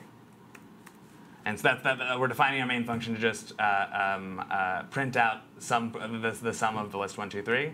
And so now if I do this, oh no, didn't like that. Why not like that? Oh, because it expects this to be a string, so I need print. Put stir line expects a string, print expects something else. So I need print there, I apologize. Okay, good. And then if I ls, I have an executable called test, which prints 6. So that's how you compile it versus how you load it up in the interpreter. So we loaded this up in the interpreter, and we noticed that it worked there as well. How can we improve this? One way is to use something in Haskell called pattern matching. Before I get into that, I should introduce an operator that I didn't talk about before, which is, I didn't really talk about list operations probably as much as I should have. So we saw this function 1, 2, 3, 4. How would I add an element to this list? The operator in Haskell for doing that is the colon. So the way I prepend an element to the list is I say, if I want to say add 0 to the beginning of this list, I would say 0 colon the list 1, 2, 3, 4. So this adds 0 to the beginning of the list. What's really cool is we can do something called pattern matching here to improve how this function sort of looks. We can sort of separate out the cases between when it's empty and when it has elements, and I'll show that here. So now let's write our new sum function. So I'll call it sum double prime, and we're going to get a lot of primes here. And similarly, it's int to int. How can I improve this? Well, first, let's just say, let's say I do tell it, I do have the empty list. What Haskell can do is it does something called pattern matching. So if the first argument is the empty list, which is denoted by open bracket, square bracket, then I just want you to return 0. So I'm saying sum double prime, if I run sum double prime, which I haven't defined in the interpreter yet, but with the empty list, I want it to return to me 0. Right? So this is sort of a sort of nice intuitive syntax. Now, what about the other case? Right? So what if I call it with anything else? And this is where we can use that sort of colon operator to do what's called pattern matching in Haskell. So what I can do is I can write this, x colon x's. What does that mean? Well, remember that when I write when I write 0 colon 1, 2, 3, 4, right? What that is saying, this is equal to, in some respects, 0, 1, 2, 3, 4, right? So I can when I write x colon x's, this colon operator is sort of working in reverse. I'm saying, I can represent 0, 1, 2, 3, 4 as 0 colon 1, 2, 3, 4, right? And so if I do it this way, then x will be whatever the first element of the list is, and xs will be the remainder of the list, right? So I'm sort of it's called pattern matching because this is the pattern I wanted to follow, x colon x's, and if this pattern matches correctly, then we'll be in this branch of the sum double prime. Does that make sense? Yeah, roughly. Okay, so then I can sort of write the same thing that I did before, right? X plus sum double prime x's, right? I don't have to use head and tail again because I've already sort of separated x and x's. And so and this ends up being all I need. So if I save this and I open up in the interpreter, this should work. So if I call it on the empty list, it gives me back 0. If I call it on 1, right, it gives me 1. And here's sort of what happened here. When I called sum with the list of 1, well, it first looked, does it match this case? Does it match sum double prime? Is the argument the empty list? It's not, so it skipped this case. Then it tried to pattern match this, and what it found out, it sort of realized that, well, hey, 1 is the same thing as 1 colon the empty list, right? These are sort of the same thing, and so it assigned x to 1 and assigned x's to the empty list. And it called 1 plus sum double prime on the empty list, right? Sum double prime on the empty list is 0. 1 plus 0 is 1. So that's kind of how it works. Someone says, can't you just call load on the file again to reload it? Yeah, you totally can. I forgot. I forgot about that. That's a good point. If you want to reload a file that you've already loaded, you can do colon L or colon load. And that actually, wait, you have to do colon load in the name of the file. So you have to do test.hs, and that would work. I think is reload or reload would load the same thing. Someone says, so it doesn't overload the definition of sum double prime. I mean, you can look at it as overloading, I suppose, if you want. You're sort of separating it out into two cases. You're saying, if it's the empty list, do this. Otherwise, do this. Haskell will prevent you from having sort of overlapping patterns. Like if I tried to do sum double prime empty list equals 1, Haskell will just say that's not a valid function. It'll say, if I reload, it'll say pattern match is redundant. Right. So two things can't be the same thing, or two of the same use case can't evaluate to different values. Yes, actually, I'm surprised that isn't actually. Oh, it's just a warning. It's not a compiler. I think it probably actually just takes the latter definition. Oh, it just overwrites it. Okay. Yeah, but it does warn you about it. I'm kind of surprised that it would even do that. I'm surprised it wouldn't just abort altogether because of the pure functional ambiguity sort of. Yeah, I suppose. I'm a little bit surprised at that, but I suppose it just takes the first definition, it looks like. But it does warn you about it at the very least. Okay. You shouldn't have had this in the first place. Taking the first one makes more sense to me. Yeah. Yes. Yeah. So that is, and I suppose that actually makes sense. The sort of notion that equals means sum double prime with the empty list is defined to be 0. Anything after it's I didn't lie when I said it the first time. Yeah. That seems a lot more cogent. Yes, absolutely. Now, someone says, Cosmic Luis is posting another way of doing it using reduce or fold. That is very true, and in fact, where I'm going to next. I appreciate the prelude, just a bit of a Haskell pun, if you're familiar with it. Haha. Okay. So we should talk about fold. In other languages, it's called reduce. This is a little bit strange. I think mathematically, it generally seems to be called fold. Yes, Reduced seems like it's kind of a more of a mainstream sort of renaming of it. Yes. Yeah. Exactly. So reduce is what it's called. Like in Python, calls it reduce. JavaScript calls it reduce. Other languages, some other languages will call it. Well, no, I took that back. That's not the same thing. Yeah, reduce is somewhat common mathematically. Fold is probably the better idea. There is in Haskell something called fold L versus fold R. That just basically means where it starts on the list. Does it start from the left side of the list? Does it start from the right side of the list, respectively? I'm just going to be using fold L. There's times when you'd want to use one or the other, but I'm just going to be using fold L here. Let's look at what fold L is, right? So what does it do? Okay, foldable T, that's immediately confusing. The one thing that I'm going to say here is that we can just replace this with the list. The list type meets the foldable sort of requirement here. So we can replace this with, if we just specialize it to lists here, it's B to A to B to list of A to list of B. So getting rid of the T here, fold is technically a little bit more generic than that. We don't need to worry about that currently. OK, so what does this do? It seems a little bit weird, right? All right, so initially, we could read this as a function that takes a b, returns a function from a to b, like we said earlier. But it's more helpful sometimes to think about it as this is a function that takes a b, it takes an a, gives you back a b. Right? It's a function that takes two arguments, a b and an a, gives you back a b. Then I give it a b, I give it a list of a, and it gives me a list of b. Here's what it does. So this b to b function is something that basically what fold does is it iterates over a list and accumulates a particular and accumulates a value. Every time for each element on the list, it calls this function, this b to b, with the value that it's already accumulated, that it's been accumulating, the next value in the list, and then it returns the new accumulated value that'll be used for the next element. This may seem a little bit high level, a bit strange, but I will. It'll make more sense once I say write sum in terms of fold. The b here is just the initial value, the initial value of b before we call this function, and then we have the list of a that we're going to be folding over, and we're going to get back a list of b at the end. Seems like that's quite a lot, but. Here's sort of the idea. So if I want to write sum, how can I write it sort of in terms of a fold? Well, the thing that I'm going to be accumulating as I iterate over the list is going to be the sort of running total, the sum of all the elements up to that point, right? So I could write fold L, and I'm going to be writing it in a slightly more verbose than I need to here. And again, we'll sort of talk about why maybe we could do this a little bit differently in a bit, but. I'm going to be using, excuse me, sorry. We'll talk about why, how I could be a little bit better about this in a bit. But basically, OK, so what do I want to do when I fold over this list? Well, this first function, I'm going to use Haskell's lambda syntax. This is similar to using lambda in Python. I could do /ab. This just means I'm taking a function. I'll do ba so that it maps. It works with the types over there. This just means I'm defining a sort of anonymous function that takes two arguments. So, and really, I just want to add them up, right? So b is sort of the value that I've been accumulating as I've been folding over this list, and a is just the next the current value of the list, right? So I'm just adding them together and returning the result. So this b plus a maps to this b here, right? This. Oh, I'm sorry. Oh, sorry. That was my fault.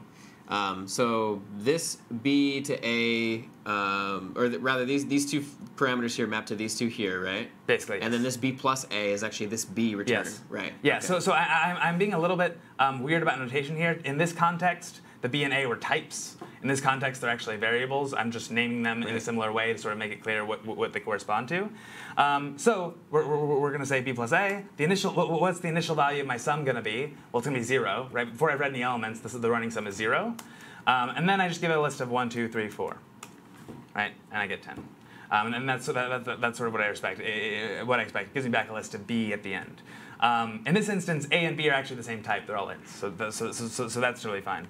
But how can I write this even maybe a little bit better? Well, let's remember that this seems this part seems a little bit weird. This anonymous function that I sort of wrote. All I'm doing is adding up two numbers, but there's already a function that does that, right? Just the plus the plus operator does that, right?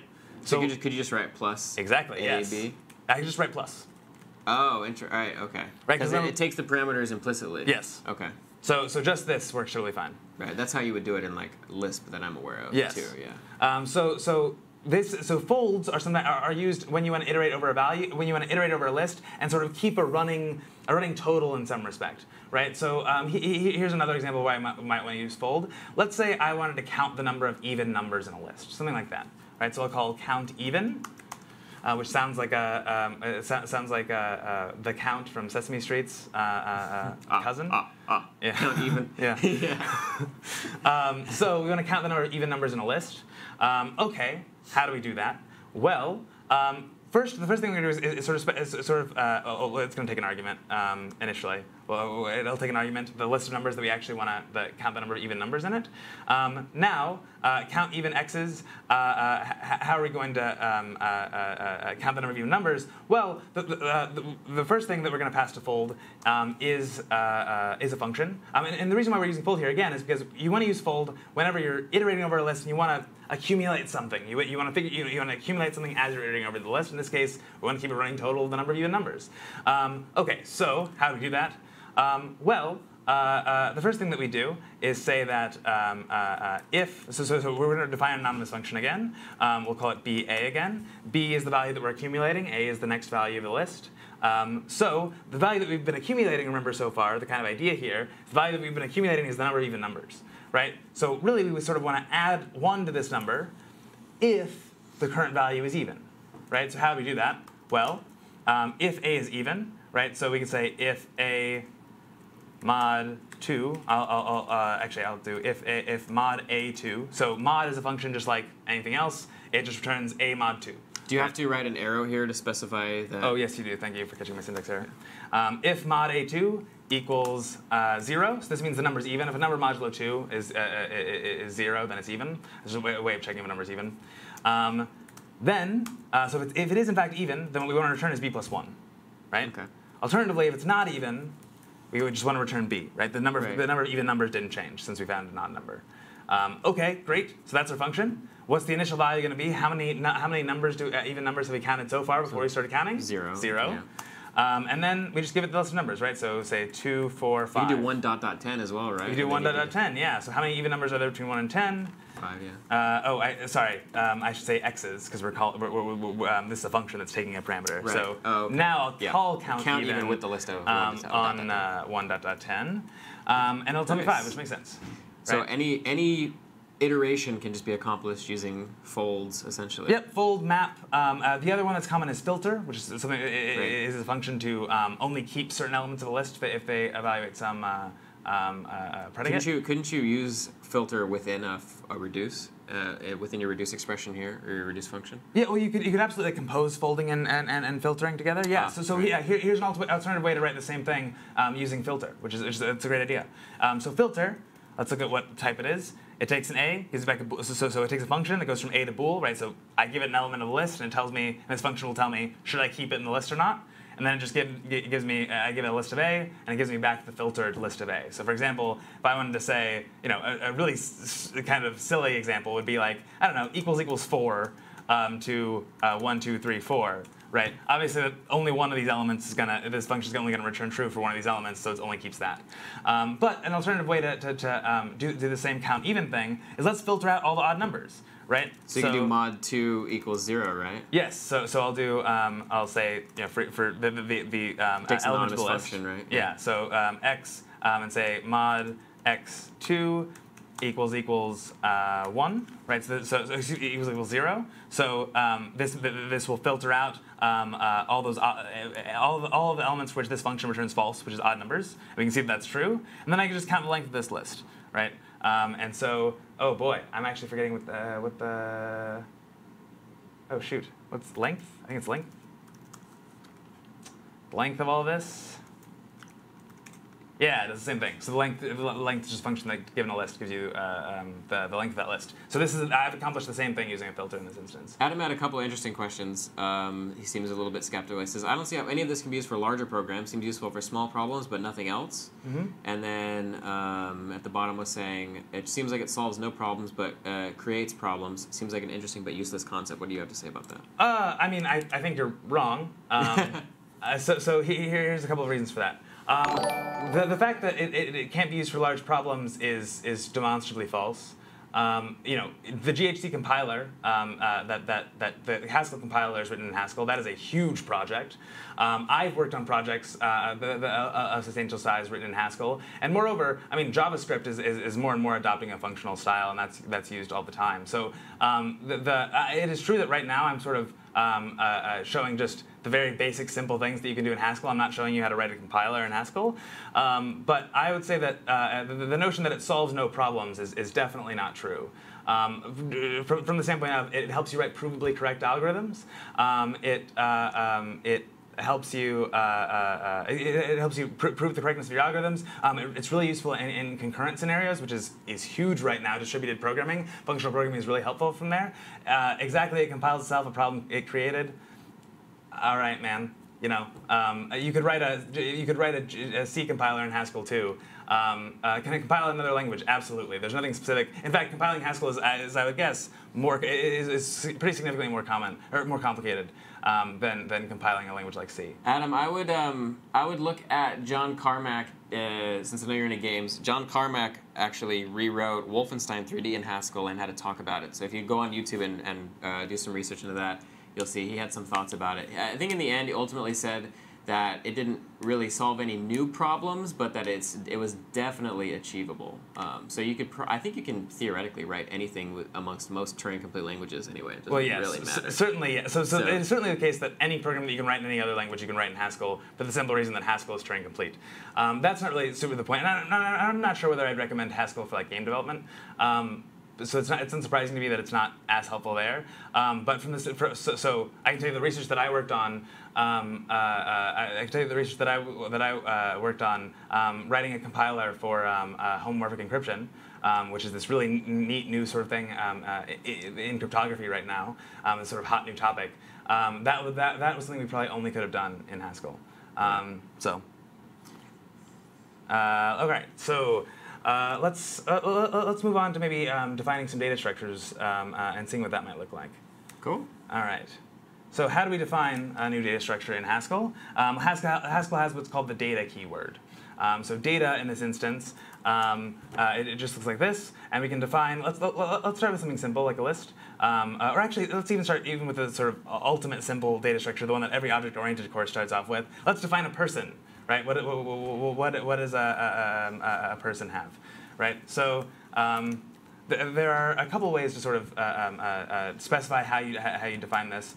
One way is we'll just say that a person, is it's someone who has an age. It's someone who has an age and a name. Let's start there. So that's going to be a string, and that's going to be an int. Right, it's got a name. He's got a name and an age. All right, so if we do that, let's go ahead and reload our file here. I can now write. First, I can see what the type of person is. This defined a constructor for person. It's something given a string, give me an int, gives you back a person. So I can say person, Colton, and how old are you? 28. If you want to reveal that on stream, I don't know. Just turned. Okay. People did an awesome happy birthday thing for me actually on stream. That's It was really cool. So let y equals person Colton 28, and now there you are. You're y now. You're set to y. Unfortunately, this isn't super helpful. For one reason, if I try to like print out y and show it what this person looks like in the interpreter, it says no instance for show person arising from use of print. So I'm guessing you have to write a function, a specific function that the print statement expects. Yeah. So here's one way that we could like the initial way that if we wanted to display it, we could have to like write a function on our own, like something like I don't know, show person. It takes a person with a name and an age, right? So this is that same pattern matching idea before, where I am sort of extracting out the name and the age as parameters to this person, and I say, I'll write, let's see, name is years old. So plus plus being the concatenation, string concatenation operator. Yes. So if I do something like this, I can reload it. Reload. Oh, oops. Okay, and now I could write show person on. Actually, I'll have to redefine Colton again. Show person y, and it does this. I had too many spaces there. Oops. But that's. I forgot to put age. I'm silly. All right. If I now reload, oh no, it didn't like that. Oh, age is a number. I apologize. So there's a function called show which turns things into strings. So that's what I will do here. Show age turns it into a string so that I can concatenate it with the other strings. So that should work now, hopefully. Oh, right, I have to redefine y again, so reload the module. Okay, there you go. Colton is 28 years old. Nice. We got that working. That's not really ideal. It would kind of, it would really be unfortunate if every single, if every single program or every single type that I'd find, like ints, floats, all these things, had to have different functions to turn them into strings so I could display them on the console. How do I do that? Well, so one way is to, how can I avoid that? One way is to use what Haskell calls type classes, and this is a really powerful thing that a lot of some other languages have adopted. They're similar to JavaScript interface or Java interfaces. They're similar to traits in Rust. basically, it's a different way of doing generic programming, where instead of generic programming being done by inheritance, so like in inherited language, you could imagine maybe this inherits from some class of showable types, some class of types that can be converted into strings, or something like that, and so then you can call like a show method on any objects that derive from that class. How can I do this? How can I do this even a little bit nicer? Or how can I do that here? Well, instead, what the Haskell standard library defines is something that would look like this: class show s. So where show is the type that's showable, right. Where show goes from s to string. So I'm using class here. Notice that, so one thing here is that in Haskell, class refers to type classes. Classes mean something that's a little bit different than things in other languages, than what class means in other languages. It doesn't mean like class in other languages would be more like data up here, where it defines a data type. That's not the case here. What it means here is this is basically an interface. Basically, this is an interface that other objects can implement, and then I can write functions that say I can take any type that implements show. So how would I implement show for person? Well, I'm going to delete this declaration since it's already defined in the standard library, but I say instance show person, right? And this sort of mirrors the syntax before, where I had class show s, where s was just a stand-in for anything. So in this case, I'm specifically I'm saying I want to create an instance of show for the person object, or the person type. And now I just define what show should look like, right? So now I can copy the same thing here. And in fact, since I've already written show person, I will just define them to be the same thing. So now, what did this get me, right? This got me that now I can just now I can, let's create that person, and then do y, and now, so now I can just print it out in the interpreter. The interpreter implicitly will call show on the result of any expression that I type, and turn it into a string so it can display to me. And that's exactly what's being done here, which is really pretty neat. Someone in the chat, Scytheron, showed a slightly different way of doing this that's a little bit nicer, and said, I might be wrong, but can't you do something like data person equals person string int deriving show? And you absolutely can. So as it turns out, this would be pretty annoying to define. This would be pretty annoying to define show for all the classes that you write. You might want to do it if you need something specific. What Haskell can actually do for you is for certain of these commonly used type classes, it can automatically derive an instance for those classes so that you don't have to do it yourself. So if I want to do that here, it'll look at the exact string that it'll turn into will be different than the show person that I wrote, but I'll show it here anyway. So I can write deriving show.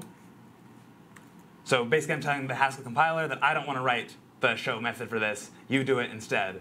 And then I could have reloaded that.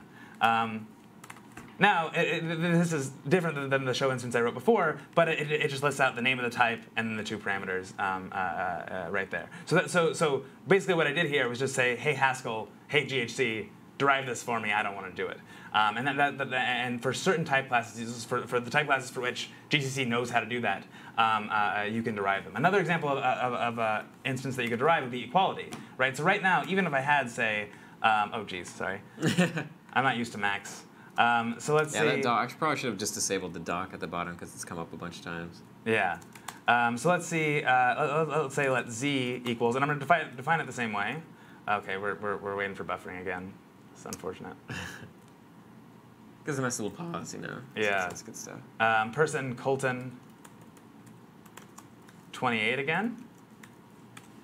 Okay, and you might think that, well, these things are equal, so I should probably be able to do y equals z, and that should give me true. What it says is no instance for EQ person arising from use of double equals. And this is because if we look at the type for double equals, it says that I take any types for which that have implemented the right. equality type class. It's kind of like an interface. Yes, exactly. Yeah. That's exactly what it is. And so EQ happens to be another one that the Haskell compiler can just derive for you. I could write it manually myself and say instance person or EQ person, where name is equal to name and age is exactly. equal to age, but it's smart enough to know that that's It's smart enough to figure that's probably what I want. If I wanted something slightly different, I could do it differently here. But now if I add EQ to the list of things that I want it to derive, then I can do, I can redefine my y and z again. Let y equals this, let z equals this, and then compare them, and it'll say true. So that's probably pretty neat. I do like that. That's pretty clean.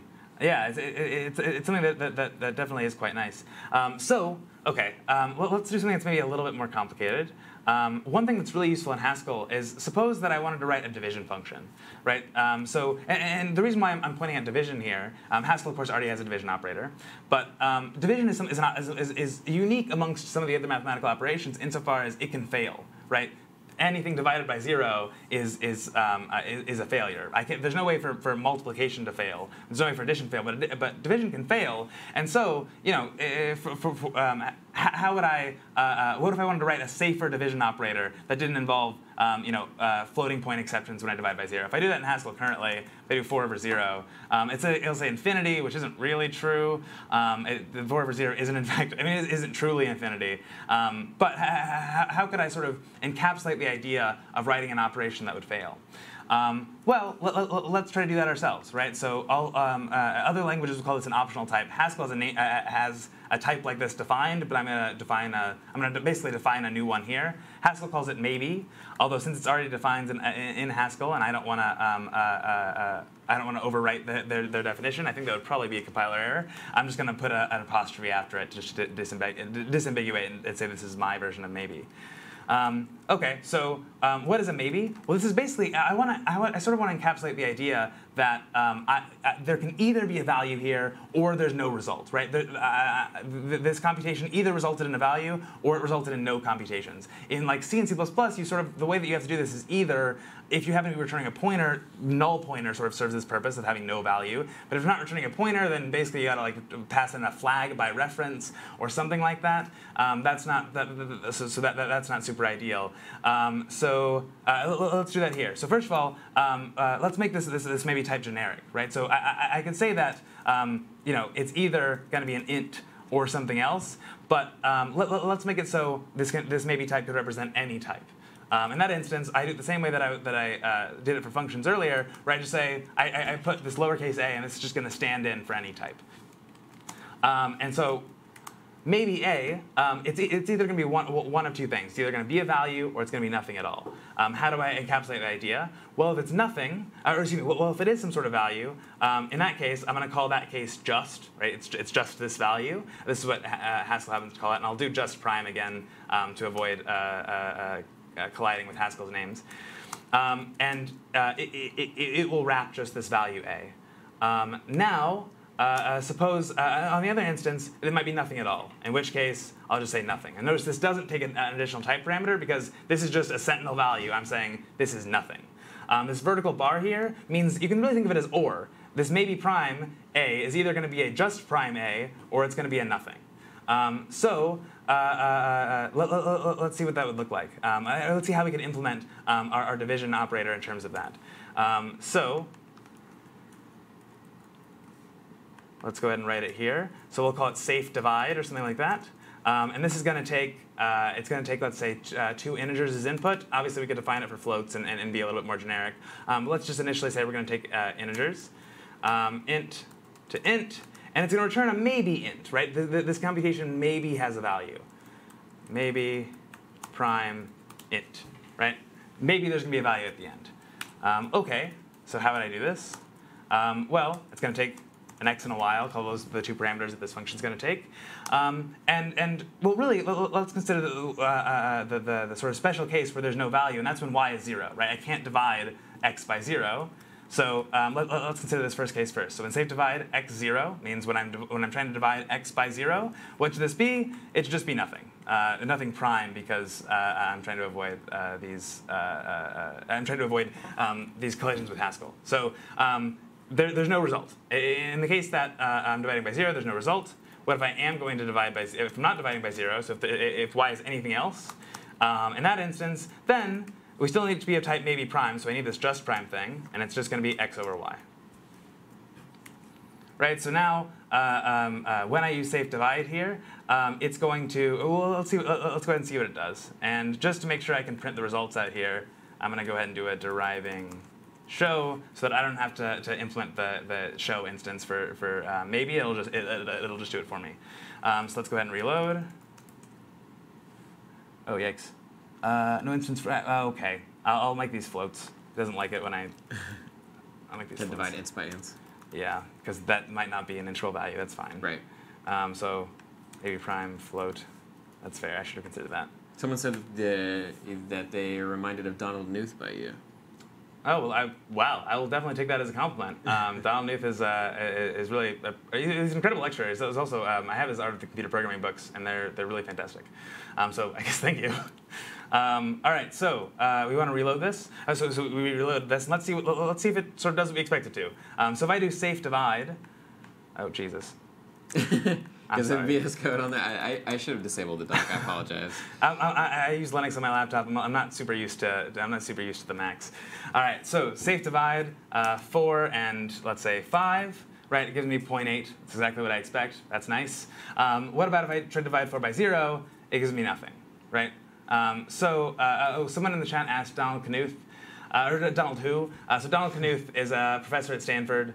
He's a really, like a foundational guy in algorithms and in computer science generally. I highly recommend. He has a really great series of books called The Art of Computer Programming, which are fantastic. Very math focused, though. Very math focused. Yeah. But so they do like they give you a sort of, at least initially, the first book covers a lot of the math stuff.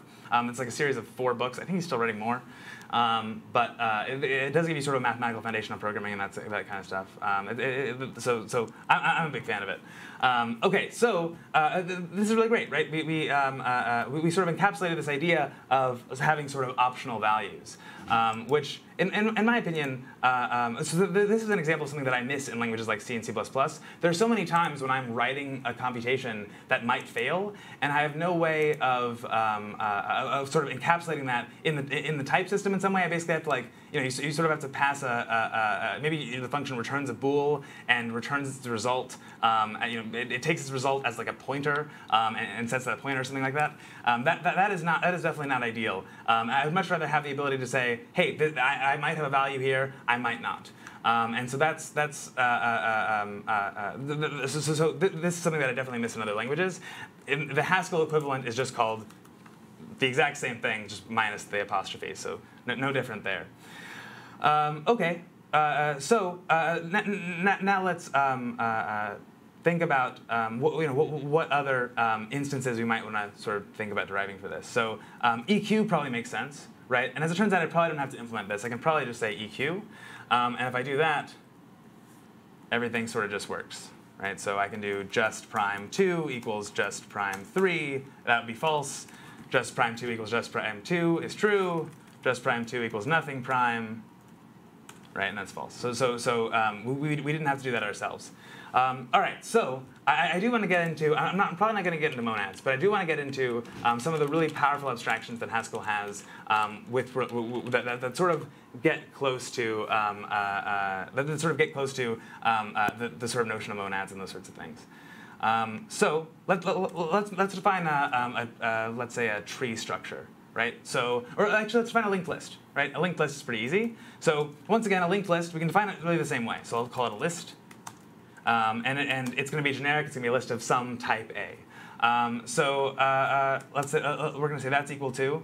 So a list has sort of 2 states it can be in, right? It's either empty, or the value of the list is going to be a pointer, or is going to be an element of the list, and then a pointer sort of to the next element, right? That's sort of how a linked list works. And we can encapsulate the same idea here. So I'll say. The first case where we actually have an element of A, well, it's gonna have an element of A, and then it's also gonna have, the other thing that this element is gonna have is a list, right? The remaining list. So I'll say list A, right? So this lm is parameterized by sort of 2 values. It has 2 members of it, the element and the rest of the list. Alternatively, if we don't have any more list here, if we're at the very end of the list, the last element should probably point to something like nil, or something what it's sometimes called. Basically, the end of the list, right? And so, how does this sort of the syntax might seem a little bit strange, but let's sort of play around with the syntax in the interpreter and see why this sort of does encapsulate the notion of a list. And so I will go ahead and derive show so that I can show it in the interpreter. Okay, so let's say how would I write 1, 2, 3, 4 in this sort of new list idea? Well, I know that anytime that I'm writing a list, I'm either going to have to write elem or nil, depending on whether it's some element of the list or the end of the list. Okay, so the first element of this list, if I'm writing 1, 2, 3, 4, right? Just so I remember what list I'm trying to write. So 1, 2, 3, 4. So let's do elem 1, right? That's the first element. Then what follows should be the rest of the list, right? Okay. Well, what's the rest of the list? It's going to be elem2, followed by the rest of the list. What's the rest of the list? elem3, followed by what's the rest of the list? elem4, followed by nil. I think that's enough. No. Great. Excuse me. And so now that I've defined this now that I've defined this new kind of list, I can have this sort of notion of a list of many elements, right? This has a lot of other sort of syntactic things, but you can see encoded in here I have 1, 2, 3, 4, and then the end of the list. Okay, but like now I probably want some of the other abstractions that we might have for like the other functions that are implemented for regular Haskell lists, right? I'm guessing we could like fold. Use fold use fold, use map. Those are all things that I definitely want to include. So just as an initial example, head in Haskell. Head was that function that, given a list, would give me back the first element, right? Right. Okay. So how would I write that? That's pretty easy. Let's call head list. It's going to take a list, right? So and I can use excuse me. I'll specify the type first. So I'll take a list of A and give me back just an A, right? So give me back the first element of the list. And actually, well, here's something that's maybe a bit one consideration, which is what should I do if the list is empty, right? What should I do if there are no elements of the list? How can I take the first element of the list, right? This is something that really, ideally, should sometimes be able to fail. And so the way that the normal head function in this in Haskell does this is it throws an exception, which is really not ideal. I actually don't like the fact that that head in Haskell just sort of throws an exception instead of returning an optional value like it probably should. But we can do that here. There's no reason we have to do that same thing. So let's have our head list return a maybe A, right? So basically this is going to return the first element of the list if it's there, or nothing at all. Okay, how do we do that? Well, once again, there's sort of two cases, right? So if our list is an elem, right, that means it's a non-empty list, and so I can write elem, the first element we'll call x, and then the rest of the list we'll call x's, although it doesn't really matter what I call the rest of the list. In this case, I just want head list to be equal to x, right, the first element. Alternatively, if it's, excuse me, I want to call it just x, because I'm returning a maybe A. Alternatively, head list, if it's nil, should just be nothing, right? There are no elements. So does this work? Let's reload. Okay, head list. I'll redefine y as I had it up here. So head list y should give me 1, just 1, great. Head list with the empty list should give me nothing, fantastic. That's exactly what I wanted.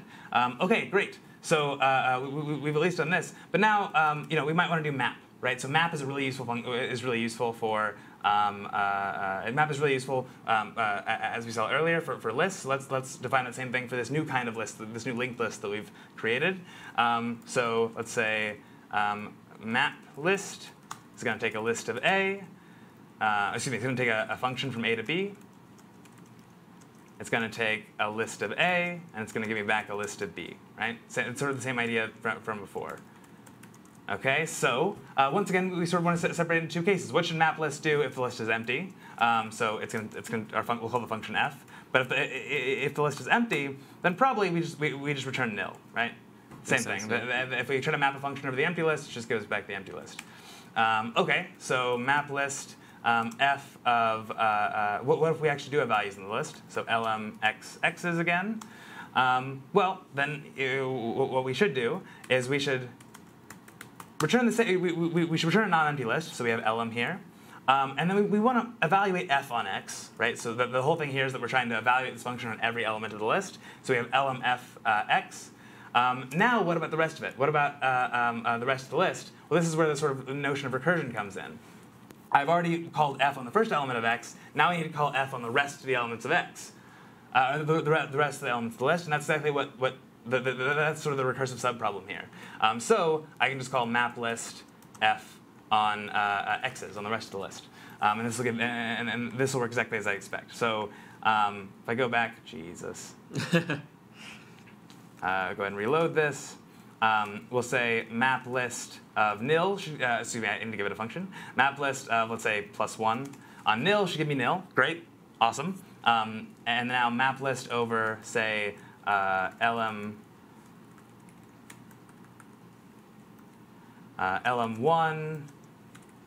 lm2 nil. Right, so this is a function. This is a list that just contains 1 and then 2. This gives me back the mapped version of this list. 1, 2, and then 3. Nice. Yeah. But okay, so this map structure is kind of nice, right? Like this is something that you could imagine almost any container that you'd write. If I write a set, if I write a hash table, if I write a tree, the ability to sort of map a function to all of the elements in that list is something that seems kind of useful, right? It seems like something that I would want to be able to sort of write generically for any kind of container. Well, if I want to write it generically for any kind of container, that sort of suggests the idea of that type class thing before, right? This sort of defining an interface, an interface for all the mappable objects, right? Well, how do we do that?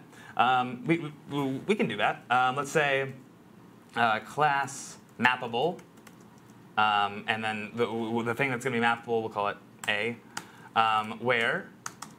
So what should a mappable class, in order for a class to be mappable, what should it have? Well, it should have some sort of map function, right? So we'll call it map with a prime on it, so as not to conflict with Haskell's regular map on lists. And this should be, well, what should the type of map prime should be? It should take an A to B. No, sorry, I'll call this C. So it should take an A to B. It should turn a CA into a CB, right? Where C is just generic. It could be a list. It could be a list that we defined. It could be Haskell's list. But this is we're sort of generically defining this mappable notion over any possible container, right? So C is standing in for container here. Okay, so well, we have two containers that we know about so far. We have Haskell's lists and the lists we just defined. Let's define mappable for these.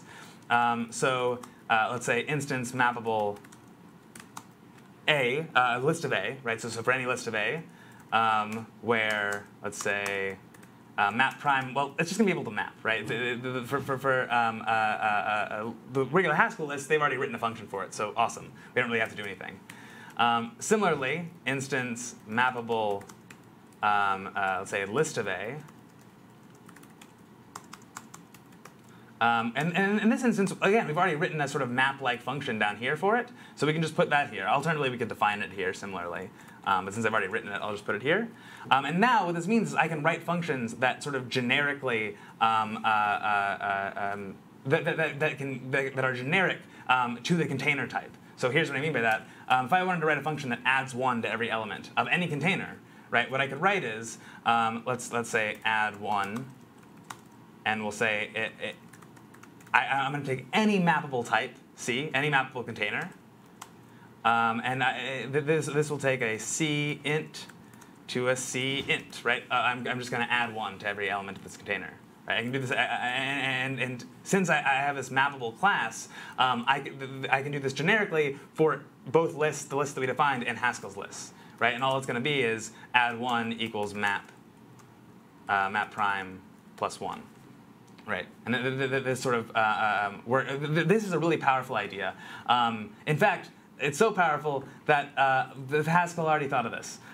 So we defined this mappable class, but as it turns out, this is something that Haskell has too. It has a class defined in it called functor.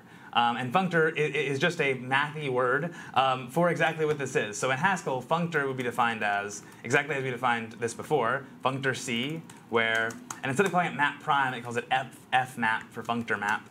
But it looks like this: A to B to CA to CB. And Haskell already has this. So you can immediately write functions that are generic to the type of container when you want to do these map-like operations. And Haskell has lots of these for lots of different scenarios, which is super powerful. It's actually pretty handy. Yeah.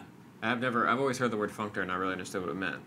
But to be fair, I do need to dive into this a bit more and do some more reading. So unfortunately, in C++, like in that world, they use functor to mean something different. In C++, they use functor, which I don't like this use of the word, but in C++, a functor is basically an object that any class that implements the operator parentheses. So really, any class that you can call like a function. Interesting. Yeah, that's completely different. In a Haskell and mathematical sense, a functor is just something you can map over. The word functor in that context actually makes more sense to me. Yeah. Because I'm like, oh, basically makes it callable as a function. It's a functor, you know. Yeah. Obviously, right? But admittedly, some of the terminology around Haskell it comes from the people who wrote Haskell were mathematicians mostly. I mean, mathematicians and programmers obviously, and so like a lot of the words come from math, so functor is something that comes from category theory in this instance. Catamorphism being another one. That's yes. the only one that I happen to know. Exactly, catamorphism, anamorphism, all these fun math terms. But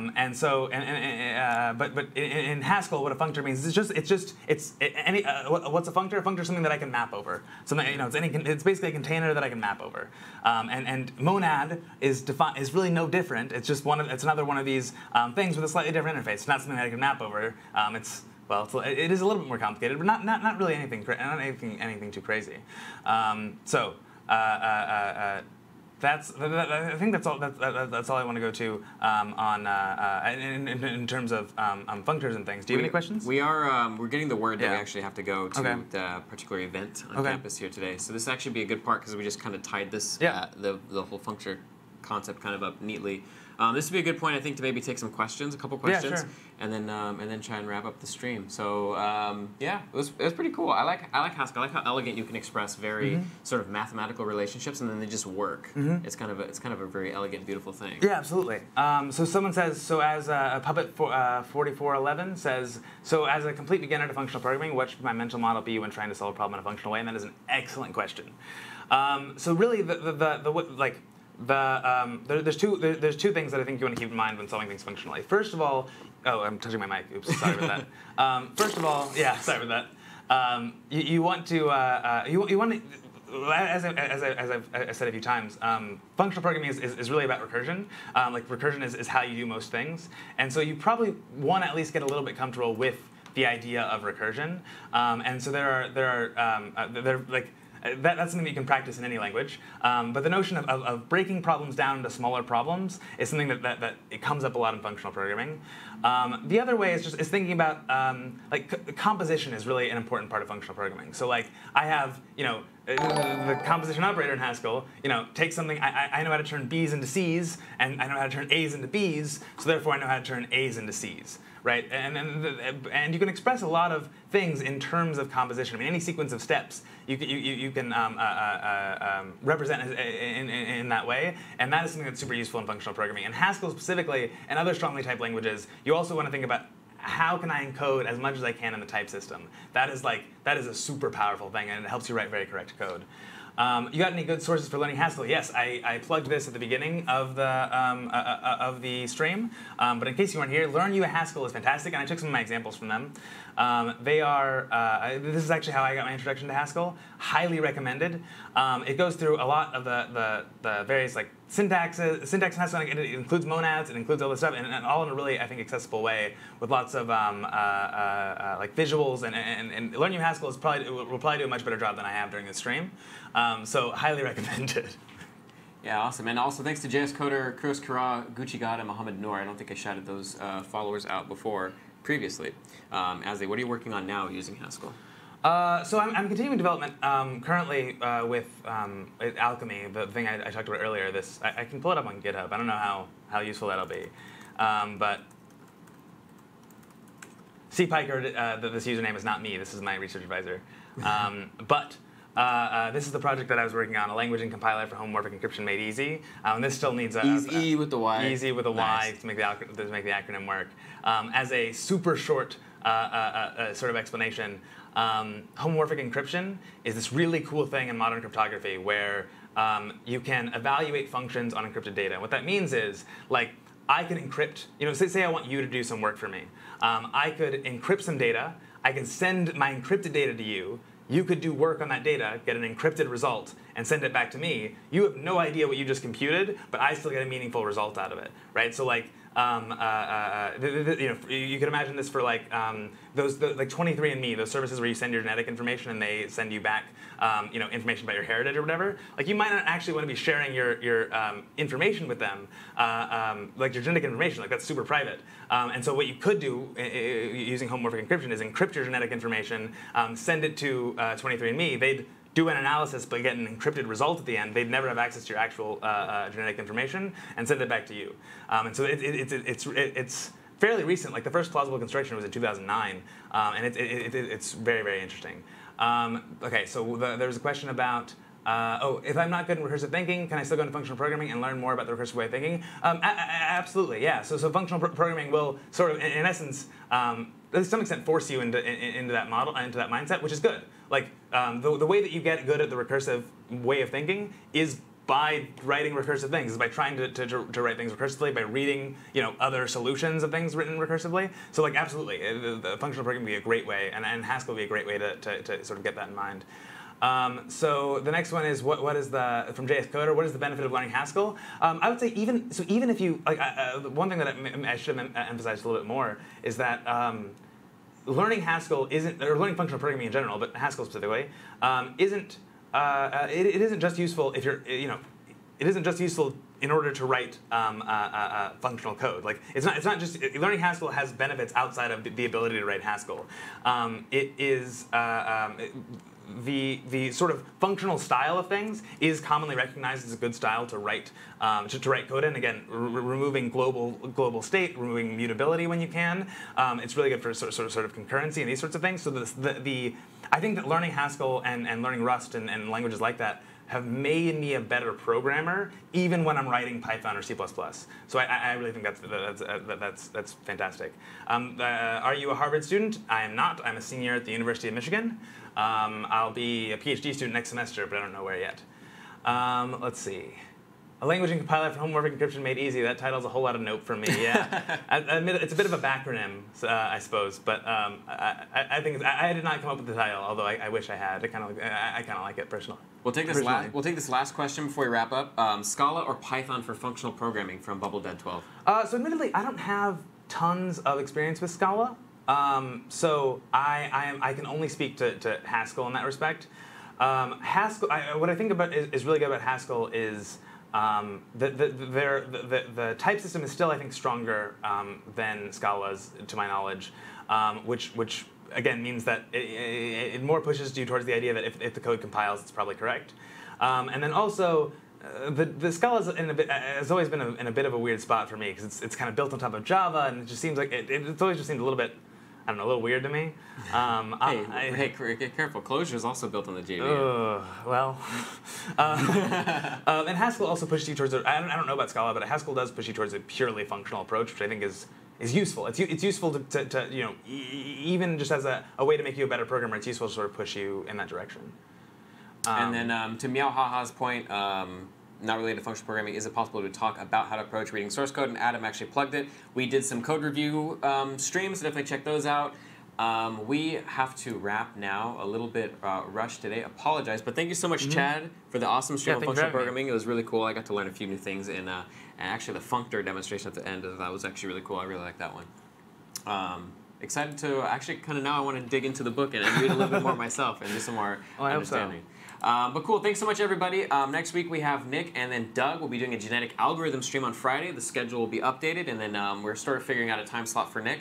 But tune in next week. Until then, enjoy your weekend. Thank you all very much for tuning in today. This was CS50 on Twitch with Chad Sharp and Functional Programming with Haskell. We will see you all next time.